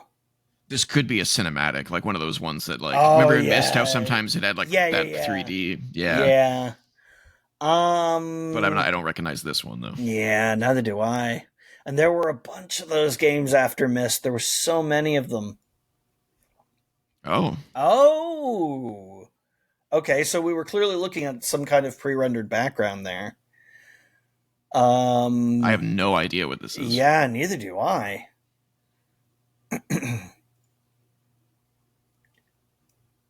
Okay, so it's a Resident Evil type of fixed camera angle game. Yeah, and the problem is there were a bunch of those as well. And a lot of bad ones too. Oh god, there was so many terrible ones. It's clearly not Resident Evil or Dino Crisis though. So No, I don't know. because we would recognize both of those right away.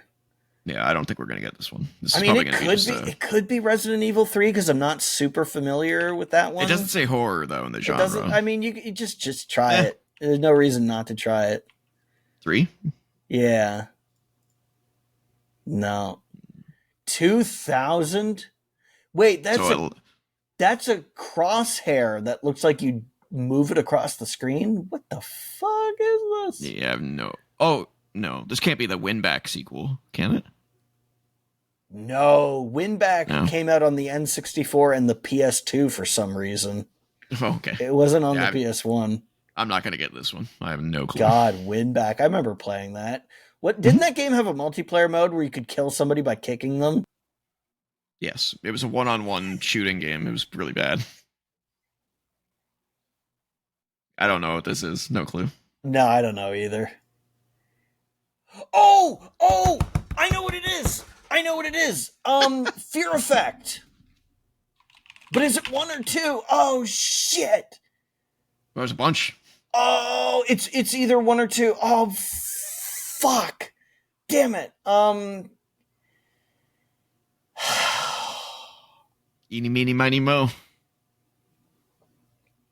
I'd just go with the first one.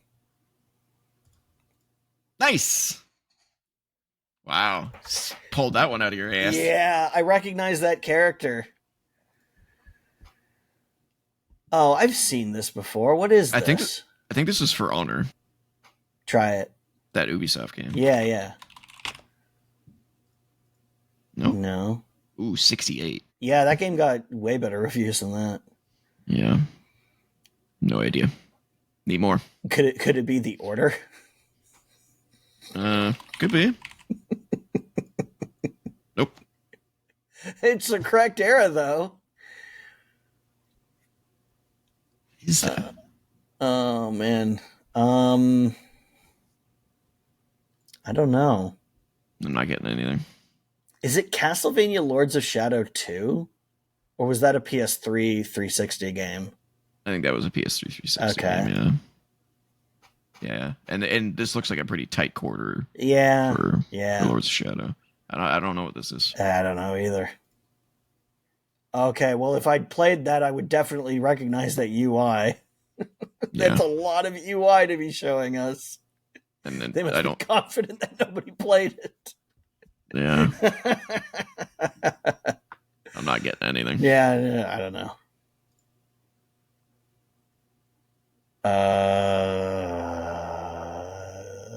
We should have it by now. It's some kind of Souls clone. Could it be Lords of Shadow? The first one? No, not Lords of Shadow. Lords of... Those are the Fallen? Yeah, the first one? Sure. I don't remember when that came out. Give it a shot. I never played it, so... Oh, nice call! Damn. Wow. I didn't realize it was that far ago. That's crazy. We're doing really good today. Crushing it.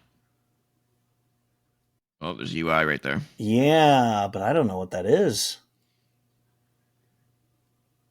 No. Some very meticulously cultivated ground. Yeah, I'm not. I have. So normally, as soon as an image comes up, a game pops into my head. Yeah, nothing's coming. And if it doesn't, yeah, I got nothing. 56. Ooh, ouch. We might not get this just because we don't play shitty games. Yeah. Oh, there's a UI. Hold on. See it? That's so generic. That could be anything. Yeah, we need more. Whoa. PS4, but not Xbox One. X1. Yeah, that's interesting. Yeah. Interesting. Oh no, not at that. 56. No way. Were you thinking like Dark Souls 2? I was thinking Darksiders, but there's no way I got it. Darksiders, no way. No, 56. Absolutely not. That game didn't that game get like solid 75s across the board for most places? I mean, I'd give Darksiders 2 like a 9. Oh, I know you'd give it much higher, but isn't that what it got from most places? Like, it's pretty good. So. Yeah. Yeah, I still have no clue what this is. Yeah, I don't know either.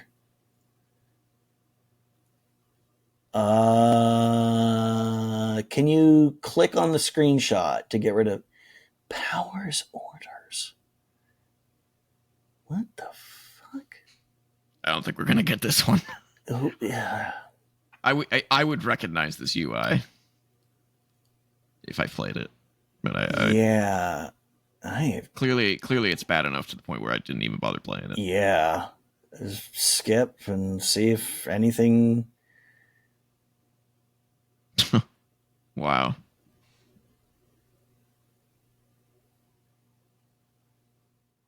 I feel like this will be one that we've heard of but never ever played. Yeah, maybe like a notoriously bad game. Yeah, maybe. Probably something that was like famously bad. This looks like a Baldur's Gate kind of a game. Yeah, kind of. But from 2014, they would have all been bad. Yeah.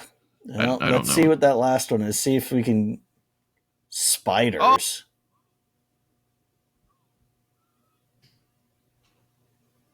Oh. When did this come out? Did it give us a year? 2014. It could be Greedfall. Oh, okay. But I thought that game got way better reviews than 56. Like I thought that was more of like in the high 60s or low 70s type of game. I don't think it was in the low 70s. I think it's probably high 60s. I don't think it's Greedfall. I think it's the game that they made before Greedfall, and I can't remember the name of it. Yeah, but we can guess Greedfall just in case it is. Sure. That's my only. Bound by Flame. Yeah, it was their first game. I've never even heard of it. Yeah, there's a reason. Because it's bad. Get all these 3 done. Is that Driver? It might be Driver. 86 though. Whoa. It doesn't look like GTA. No. We need more than some desks. We need some more. Yeah. And we got to speed up. We have a 10-minute Yeah. hard out. So. Skip. Ragnarok. Oh, it's Max Payne. Max Payne 2. Okay, Max Payne 2. There you go. Nice job. Got 2 more to fit in 9 minutes. We can do that. Fuck off. Skip. Oh, Remember Me? Really? 78 seems high. No. Okay. I don't know. That just looked like a Remember Me character. Skip. That looks like Zelda Skyward Sword, but it's not because it's PS3 360. I have no idea. Is this El Shaddai? How you spell it? ELSHAD. Yeah, there you go. Hey! Wow, that was a shot in the dark. Never even heard of that game. Wow, that looks pretty cool looking though. What was its average? 78. Oh, cool. All right, one more. Mm-hmm. Get her done. Wait. That looks like a demake of Nier Automata. Really? I was getting like Breath of the Wild vibes. Well, that's right. It's like, what if you took it and then like cell shaded it and like dropped the texture resolution by a ton? Oh. Yeah, Breath of the Wild, dude. What the hell is I this? have no idea what that is.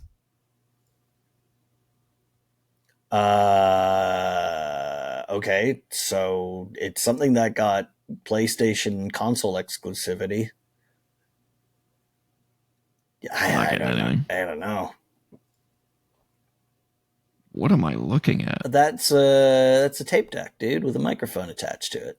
So someone's holding it? Yeah. It's a finger. Okay. Yeah, it's a thumb. You even got the red record button on the row of keys there. I don't know what it is though. What was that cassette tapes one? Cassette Beasts? No. Yeah. 2023. Wow. Okay, so it's pretty recent. I have no idea what this is. No clue what this is. I'm not getting anything. Wow, it's pretty. What the fuck is this? Oh,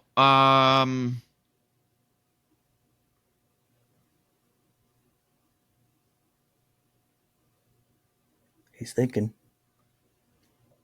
Seasons? Is this Seasons? Maybe.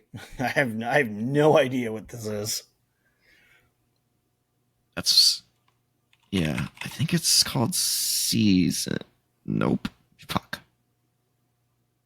It's not just Season? Or yeah, it might be this one. All right, well, try it.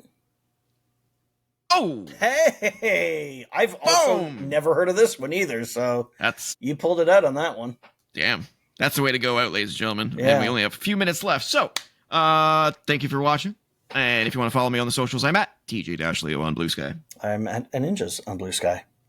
If you want to email us, you can do so at co.op.podcast@gmail.com. Don't forget to comment, like, share, subscribe, ring the bell for notifications, and join the Co-op Club Discord community server.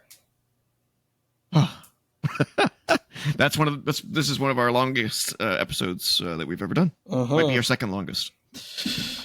But yeah, it's good to be back. It's time to get back into the content rigmarole. Yep. get it flowing out again. And we got some big changes coming up, so I'm excited for that stuff. Whew, lots of good stuff coming. Mm-hmm. Until then, we still need to play Heretic. That will be an extra. Yep. That will absolutely be an extra soon. And we got to finish Portal 2 as well. We only have one episode left of that to do as well. Until then, get back to gaming. Bye.